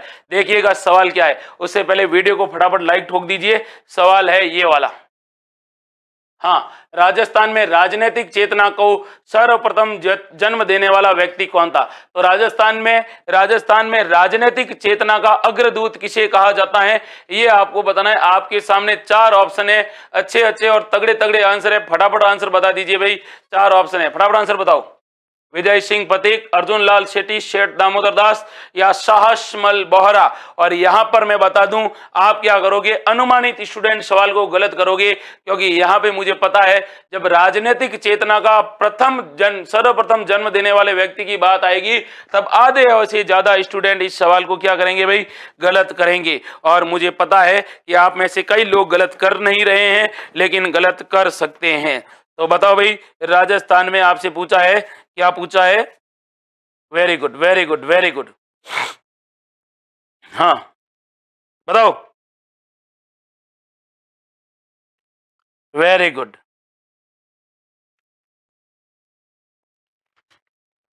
इतना अच्छा सवाल पूछा है, फिर भी आप लोग क्या बता रहे हो भाई?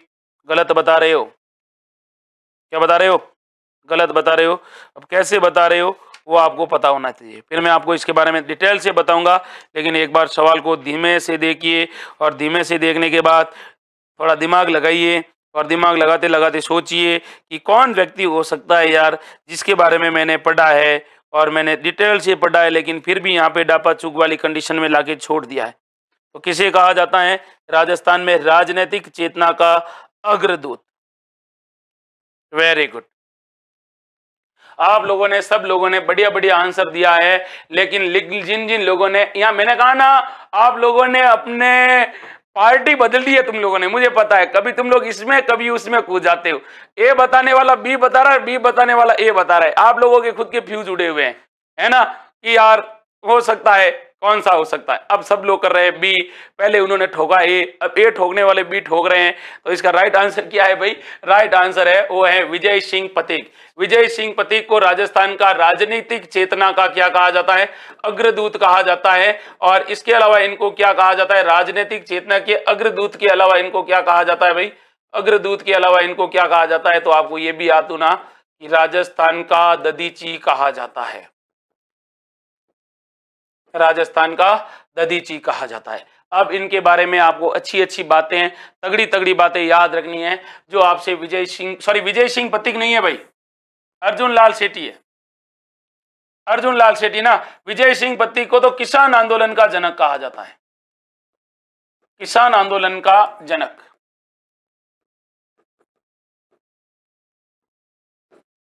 किसान आंदोलन का जनक कहा जाता है, ये याद रखना था, है ना। अब देखिए आगे बात करते हैं। अर्जुन लाल शेट्टी है और विजय सिंह पथिक किसान आंदोलन के जनक है। अब अर्जुन लाल शेट्टी के बारे में ये याद रखना है कि इन्होंने क्या किया था भाई? कहते हैं कि ये जो थे, इन्होंने अपना एक एक कोटेशन दिया, अगर अर्जुन लाल नौकरी करेगा तो अंग्रेजों को भारत से बाहर कौन निकालेगा। तो उस समय आपके सामने ये ऑप्शन होता है कि क्या होता है, यहाँ पे खाली जगह दे रखी होती है। ये सवाल ऐसे बना है, सवाल खाली जगह, नौकरी करेगा तो, नौकरी करेगा तो अंग्रेजों को बाहर कौन निकालेगा भारत से। ये बात किसके बारे में कही जाती है, ये कही जाती है अर्जुन लाल शेट्टी के बारे में। कहते हैं कि इनके पास एक बहुत बड़ा ऑफर आता है कि हम आपको बहुत बड़े पद पर अपॉइंट कर रहे हैं। उन्होंने कहा मैं नौकरी नहीं करूंगा, मैं नौकरी करूंगा तो अंग्रेजों को कौन बाहर निकालेगा, ये याद रखना था आपको। अब देखो इनसे रिलेटेड अपने बात कौन कौन सी होगी, तो आपको याद रखना है इनके बारे में। इन्होंने 1905 में किसकी स्थापना की थी, 1905 में इन्होंने जैन प्रचारक समिति की स्थापना की थी। और कई बार पूछा जाता है 1905 में जैन प्रचारक समिति की स्थापना कहां पर की थी, तो इन्होंने की थी जयपुर के अंदर। कहां पर की थी, जयपुर के अंदर। फिर इनके बारे में ये सवाल पूछा भी जाएगा, 1907 में इन्होंने किसकी स्थापना की थी, तो 1907 में इन्होंने किसकी स्थापना की थी भाई, वर्धमान विद्यालय की स्थापना की थी। वर्धमान विद्यालय की स्थापना की थी, याद रखना कहां पर की थी, जयपुर में की थी। फिर आपको ये भी याद रखना होगा कि ये जो थे इनकी पुस्तकें अक्सर पूछी जाती है। पुस्तक शूद्र मुक्ति, कौन सी मुक्ति, शूद्र मुक्ति। और कौन सी, स्त्री मुक्ति, स्त्री से मुक्ति, शूद्रों को मुक्ति। और क्या, और पूछा जाता है मदन पराजय, सबसे ज्यादा पूछी जाती है मदन पराजय। और एक और पुस्तक है जो सबसे ज्यादा पूछी गई है इनकी मदन पराजय के अलावा, और वो पुस्तक कौन सी है भाई, महेंद्र कुमार। ये इनका एक नाटक था, नाटक लिखा था, मतलब नाटक का मतलब नाटक लिखा था। कहते हैं कि स्वतंत्रता मिलने के बाद इन्होंने अपना जीवन गुमनामी में व्यतीत किया था, और इनका जो अंतिम समय बीता था वो अजमेर में बीता था। बच्चों को ये पढ़ाते थे, शिक्षा देते थे मुस्लिम बच्चों को। और कहते हैं कि इनकी इच्छा थी कि मेरी मुस्लिम पद्धति के अनुसार ही मेरा अंतिम संस्कार किया जाए, और ये जैन होते हुए भी इनका अंतिम संस्कार मुस्लिम रीति रिवाजों के अनुसार होता है, ये भी याद रखना है ना। आगे बात करते हैं और अगले सवाल को देखते हैं। अगला सवाल क्या कह रहा है, ध्यान से देखो मेरे भाई, सवाल अच्छा है, तगड़ा है, गजब का सवाल है। ये देखो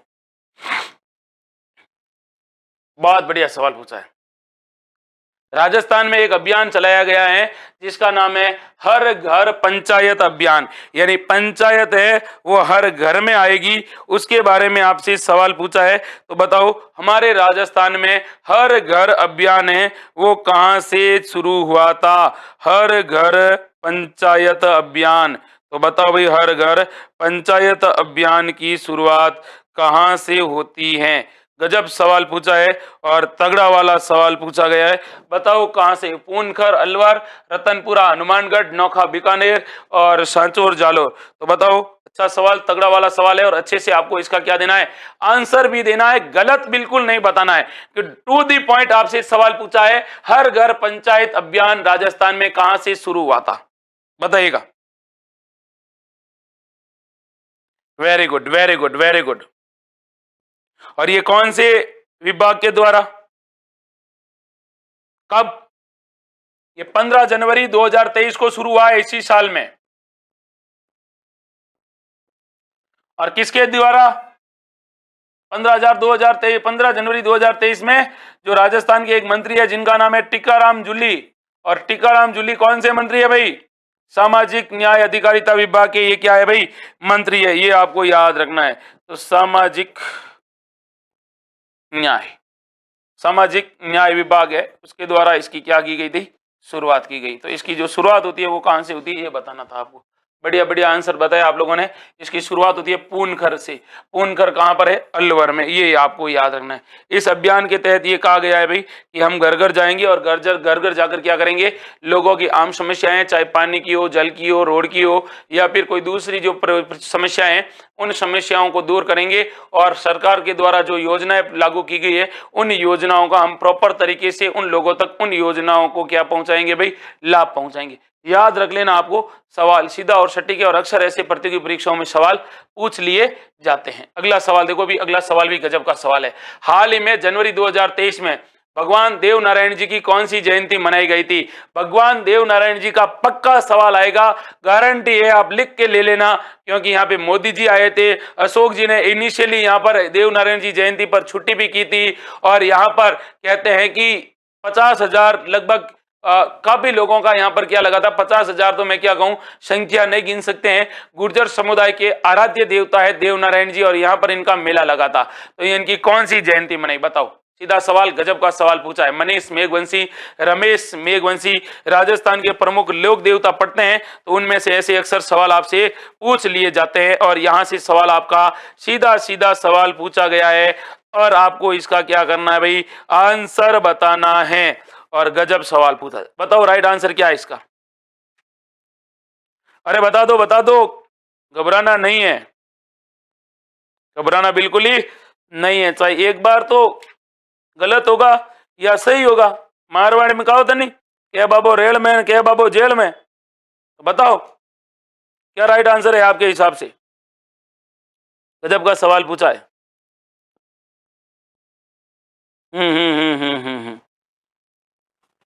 कौन सी जयंती मनाई गई थी, बढ़िया सवाल है, 1111वीं में। लेकिन बात देवनारायण जी की हुई है, तो देवनारायण जी को क्या कहा जाता है भाई, गुर्जर समुदाय के आराध्य देवता, गुर्जरों के आराध्य है भाई ये। इनके अलावा इनको ये भी याद रखना, आराध्य देवता। फिर आपसे इनके बारे में पूछा जाएगा, गुर्जरों के आराध्य देवता है, इनको क्या कहा जाता है भाई, आयुर्वेद का क्या कहा जाता है, ज्ञाता। आयुर्वेद का क्या कहा जाता है भाई, ज्ञाता कहा जाता है। इनके बचपन का नाम पूछा जाएगा, कई बार पूछा भी गया है। बचपन का नाम इनका क्या नाम था भाई, उदय सिंह था। बचपन का क्या नाम था, उदय सिंह था। फिर आपको याद रखना है, बचपन का नाम उदय सिंह जी था, बहुत बढ़िया। लेकिन पिता कौन थे भाई, तो पिता थे इनके भोज बगड़ावत। भोज बगड़ावत इनके क्या थे, पिता थे, अर्थात इनका संबंध था बगड़ावत वंश से। माता कौन थी, तो माता थी शेडू खट्टाणी। शेडू खट्टाणी इनकी क्या थी, माता थी। और इसके बाद आपसे पूछा जाएगा, बताओ भाई देवनारायण जी के पिताजी पत्नी का नाम क्या था। तो इनकी पत्नी का नाम जब भी पूछे तो पत्नी का नाम था पीपल दे था।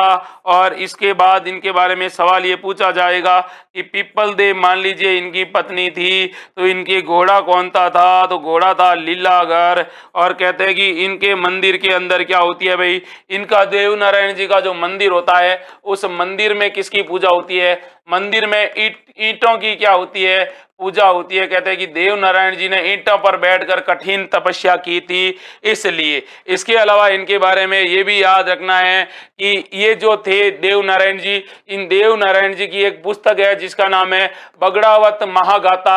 और आपसे पूछा जाएगा बगड़ावत महागाथा किसने लिखी थी, तो ये लिखी थी भाई अपने राजस्थान की प्रसिद्ध लेखिका जिनका नाम था लक्ष्मी कुमारी चुंडावत। याद रखना, लक्ष्मी कुमारी चुंडावत ने लिखी थी ये बातें।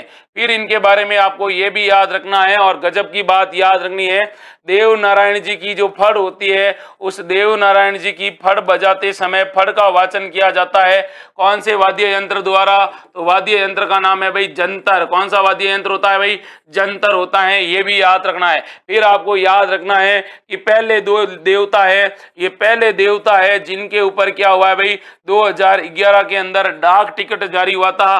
दूसरे देवता है वो कौन से हैं भाई, तेजाज जी, और देवता है जिनके ऊपर 95 रुपए का डाक टिकट हुआ था। और इनकी फड़ है, इस फड़ पर भी डाक टिकट जारी हुआ था। कैसा टिकट, डाक टिकट जारी हुआ था। डाक टिकट, फड़ पर डाक टिकट कब जारी होता है भाई, तो इनकी फड़ पर जो डाक टिकट होता है वो 1992 में होता है। देवनारायण जी की फड़ सबसे बड़ी, सबसे लंबी, सर्वाधिक गाथाओं वाली और सबसे छोटी भी मानी जाती है। ये भी आपको इसके बारे में क्या रखना है भाई, याद रखना है। इसके अलावा सवाल पूछा जाएगा, राजस्थान के वह लोक देवता जिन्हें राज्य क्रांति का जनक कहा जाता है। तो राजस्थान में राज्य क्रांति का जनक कहा जाता है, तो वो किसको कहा जाता है, देवनारायण जी को कहा जाता है। और देवनारायण जी किसके समकालीन थे, तो देवनारायण जी के समकालीन लोक देवता थे बाबूजी राठौड़। ये भी आपको क्या रखना है भाई, याद रखना है। कहते हैं कि देवनारायण जी के मंदिर में प्रसाद के रूप में आप दूध चढ़ा सकते हो, दही चढ़ा सकते हो, छाछ और राब भी चढ़ा सकते हो। ये भी आपको याद रखना है ना भाई। आगे बात करते हैं और अगले सवाल की तरफ बढ़ते हैं। अगला सवाल क्या कह रहा है उसको थोड़ा ध्यान से सुनिएगा। क्लास डेली होती है, घबराना नहीं है। अमृत मिशन योजना के अंतर्गत परियोजना को सफल बनाने की जिम्मेदारी किसे प्रदान की गई है? तो एक योजना है जिसका नाम है अमृत योजना। कौन सी योजना है भाई? अमृत योजना है। और उस अमृत योजना को सफल बनाने की जो जिम्मेदारी है वो किसको सौंपी गई है? कलेक्टर को सौंपी गई है, नगर निकाय को सौंपी गई है, या फिर उपखंड अधिकारी को सौंपी गई है, या फिर ये किसके द्वारा सौंपी गई है? तो किसको सौंपी गई है? पहली बात तो याद रख दूं कि ये जो अमृत योजना है, ये अमृत योजना के बारे में याद रखना, अमृत मिशन योजना। कौन सी? अमृत मिशन योजना के बारे में जब भी आपसे सवाल पूछा जाएगा तो ध्यान रखना, ये अपने राजस्थान के कितने जिलों में संचालित है, कितने शहरों में? तो राजस्थान के 29 शहरों में संचालित है ये अमृत योजना। और अमृत योजना के बारे में पूछा जाएगा आपसे तगड़ा सवाल। 29 शहर है इसके अंतर्गत, और इसकी जो शुरुआत होती है वो कब होती है? तो 25 जून 2015 को इसकी क्या हुई थी? शुरुआत हुई थी। ये केंद्र सरकार की योजना है, अर्थात इसमें पैसा कौन दे रहा है? केंद्र सरकार दे रहा है। और आपको ये भी याद रखना है कि इसका उद्देश्य क्या है? तो इसका उद्देश्य है कि भाई स्वच्छता, सीवरेज, पानी और रोडों की क्या करना है भाई? ध्यान रखना है। इसका जो उत्तरदायी होगा वो कौन होगा? वो अगर आपसे पूछा जाएगा तब आपको क्या जवाब देना है इसका? तो इसका जो कार्य है वो कौन देखेगा भाई? तो बताओ भाई, इसका कार्य कौन देखेगा? बताइएगा भाई, बताओ बताओ बताओ भाई। सवाल अच्छा है, तगड़ा वाला सवाल है। अमृत योजना के बारे में सवाल पूछा गया है, और अमृत योजना से रिलेटेड आपको याद रखना है इसका पूरा क्या नाम है? तो इसका पूरा नाम है, देखो, AMRIT, अमृत। अमृत का पूरा नाम अगर पूछे तो क्या लिखोगे भाई? अटल। क्या लिखोगे भाई? अटल, अटल बिहारी वाजपेयी मिशन, अटल मिशन। उसके बाद क्या लिखोगे? फॉर। क्या लिखोगे? फॉर। उसके बाद क्या लिखोगे? रिजुएशन लिखोगे। क्या लिखोगे? रिजुएशन लिखोगे, रिजुएशन। फिर आपको याद रखना है and urban transformation, and urban transformation लिखोगे। क्या लिखोगे? And urban transformation. इसका मतलब आप लोग समझे? यहाँ पे लिखा है अर्बन, और अर्बन है मतलब कौन करेगा भाई? नगर निकाय करेगा, जिला कलेक्टर नहीं करेगा। रे भोले भोले साधुओं, किसी ने बी ऑप्शन दिया ही नहीं है, सब ये ठोक रहे हैं। कैसे ठोक रहे हो? नगर निकायों का काम रहेगा यहाँ पर, कलेक्टर साहब का काम नहीं रहेगा। कलेक्टर साहब सीवरेज देखने के लिए, रोडे देखने के लिए थोड़ी आएंगे, नगर निकाय के लोग करेंगे। आगे बात करते हैं और अगले सवाल के बारे में बात करते हैं। अगला सवाल है ये वाला। क्या सवाल है? सवाल ये पूछा है, मरुस्थलीकरण को रोकने के लिए कार्य कौन कर रहा है? बड़ा अच्छा सवाल पूछा है, गजब का सवाल पूछा है। और ये सवाल जब छपते हैं ना, मेरिट बनाने वाले सवाल होते हैं पर प्यारे। राइट आंसर बता दो। और जिन्होंने चैनल को लाइक नहीं किया है वो चैनल को लाइक कर दीजिए, चैनल को सब्सक्राइब कर लीजिए। और जिनको अगर किसी भी जीके से रिलेटेड कोई दिक्कत हो तो मैं आपको यहाँ पे क्या दे रहा हूँ, मेरे खुद के नंबर दे रहा हूँ। देखो 6375043346। जब तक आपके एग्जाम है, कोई भी डाउट वगैरह है तो आप इस नंबर पे मैसेज डाल देना, हो सके तो फोन कर देना, बात हो जाएगी। अगर बात नहीं हो पाए, हो सकता है क्लास वगैरह में रहूं, तो आप मैसेज डाल देना, सीधा सीधा आपको क्या मिलेगा? जवाब मिलेगा। बता दीजिए भाई, अच्छा सवाल है, गजब का सवाल है, बताइए भाई। इसका राइट आंसर क्या है कि मरुस्थलीकरण को रोकने के लिए जो योजना चलाई जा रही है, उस योजना में जो वित्तीय आपूर्ति है वो किसके द्वारा दी जा रही है? बस इतना छोटा सवाल है, और बस इतना सा सवाल है, और आपको पता है और आप इस सवाल को अच्छे से पढ़ चुके हैं। बताइएगा क्या राइट आंसर है इसका? अच्छा सवाल है रे, बता दो। अरे एक सवाल बच्चा है और इतना गजब का सवाल पूछा है, यहाँ से सवाल बनते हैं, यहाँ से सवाल बनते हैं भाई। तो बताओ, मरुस्थल को रोकने के लिए क्या चलाया जा रहा है भाई? प्रयास किया जा रहा है, किसके द्वारा यह परियोजना संचालित है? और इनमें से एक संगठन का पूछा है, और कौन संगठन हमारे राजस्थान में ये योगदान दे रहा है? बताओ। मरुस्थलीकरण आप लोगों ने पढ़ा है तो बताओ भाई, मरुस्थलीकरण को रोकने के लिए किसके द्वारा क्या दिया जा रहा है भाई? तो आपके सामने 4 ऑप्शन है, और चारों ऑप्शनों में आपको बताना है कौन सा दे रहा है भाई। बताओ, बढ़िया आंसर बताया आप लोगों ने। तो आप लोगों ने जो आंसर दिए हैं उन आंसरों में से लगभग लगभग लोगों ने क्या दिया है भाई, बेहतरीन आंसर दिया है, तगड़ा आंसर दिया है। किसने दिया है? यूएनसीसीडी। यूएनसीसीडी के बारे में आपको याद रखना है, अच्छे अच्छे सवाल पूछे जाएंगे। ये यूएनसी, कईयों ने यूनिसेफ ठोका है, कईयों ने कुछ ठोका है, कईयों ने कुछ ठोका है, लेकिन यहाँ पे राइट आंसर होगा वो यूएनसीसीडी रहेगा। यूएनसीसीडी का पूरा नाम है संयुक्त राष्ट्र मरुस्थल रोकथाम कंजर्वेशन। इसकी स्थापना कहाँ होती है? इसकी स्थापना 1994 में होती है। और इसका मुख्यालय कहाँ पर है? तो इसका मुख्यालय पेरिस में। कहाँ पर है? पेरिस में। क्या कार्य है इसका? मरुस्थलीकरण को रोकना। और आपसे पूछा जाएगा 17 जून को क्या मनाया जाता है भाई? मरुस्थलीकरण रोकथाम दिवस भी मनाया जाता है। मरुस्थलीकरण रोकथाम दिवस, ये भी आपको याद रखना है। सवाल अच्छे अच्छे हैं, तगड़े तगड़े सवाल है और गजब गजब के सवाल है। और आपको ये भी याद रखना होगा कि ये अपने राजस्थान के अंदर क्या करता है भाई, ये मरुस्थलीकरण को रोकने के लिए हमें क्या देता है? वित्तीय अनुदान देता है। कौन सा अनुदान देता है? वित्तीय अनुदान, अनुसंधान। यूनिसेफ, यूनेस्को, यूएनडब्ल्यूएफ, ये सारे क्या है भाई? अलग अलग है। अच्छे अच्छे सवाल है, तगड़े तगड़े सवाल है। देखो डेटे सारी परीक्षाओं की आपके सिर पर है। जिन्होंने एग्जाम दिया है बेहतरीन तरीके से दिया है, और जिनका एग्जाम होने वाला है वो भी बड़ी शिद्दत और अपने सपनों को साकार करने के लिए दिन रात लगे हुए हैं। हमारी भी कोशिश है कि आपकी मेहनत में थोड़ा सा हमारा भी योगदान हो जाए। इसीलिए हमारी कोशिश रहती है कि हम आप लोगों के लिए तगड़े तगड़े बेहतरीन सवाल लेकर आए। जो आजकल अधीनस्थ बोर्ड और आरपीएससी आपको घुमा रही है ना, उन सवालों में हम एग्जाम से पहले आपको घुमा दें, ताकि आप क्या हो, उन सवालों को अच्छे से समझ सको। मिलूंगा कल फिर नए जोश, नए जुनून और नए प्रश्नों के साथ। लेकिन एक बात याद रखना, ये जो क्लास है, इस क्लास का टाइमिंग होता है 8:30 बजे। खत्म कब होती है ये तो मुझे नहीं पता, क्योंकि सवाल का जब पोस्टमार्टम होता है तो पता नहीं कब कितना टाइम लगता है। तो अपनी तैयारी को बेहतरीन करते रहिए। और एक बात कहूंगा कि हौसले के तरकश में कोशिश का वो तीर जिंदा रख। अगर हार जाए जिंदगी में सब कुछ, लेकिन फिर से उठने की उम्मीद जिंदा रख। देर हुई है, देरी हुई है, बाकी कुछ नहीं हुआ है। अभी समय है, समय का सही तरीके से उपयोग करेंगे तो सफलता पर अग्रसर और सफलता के पर्वत पर अपन जाएंगे। जय हिंद, जय भारत।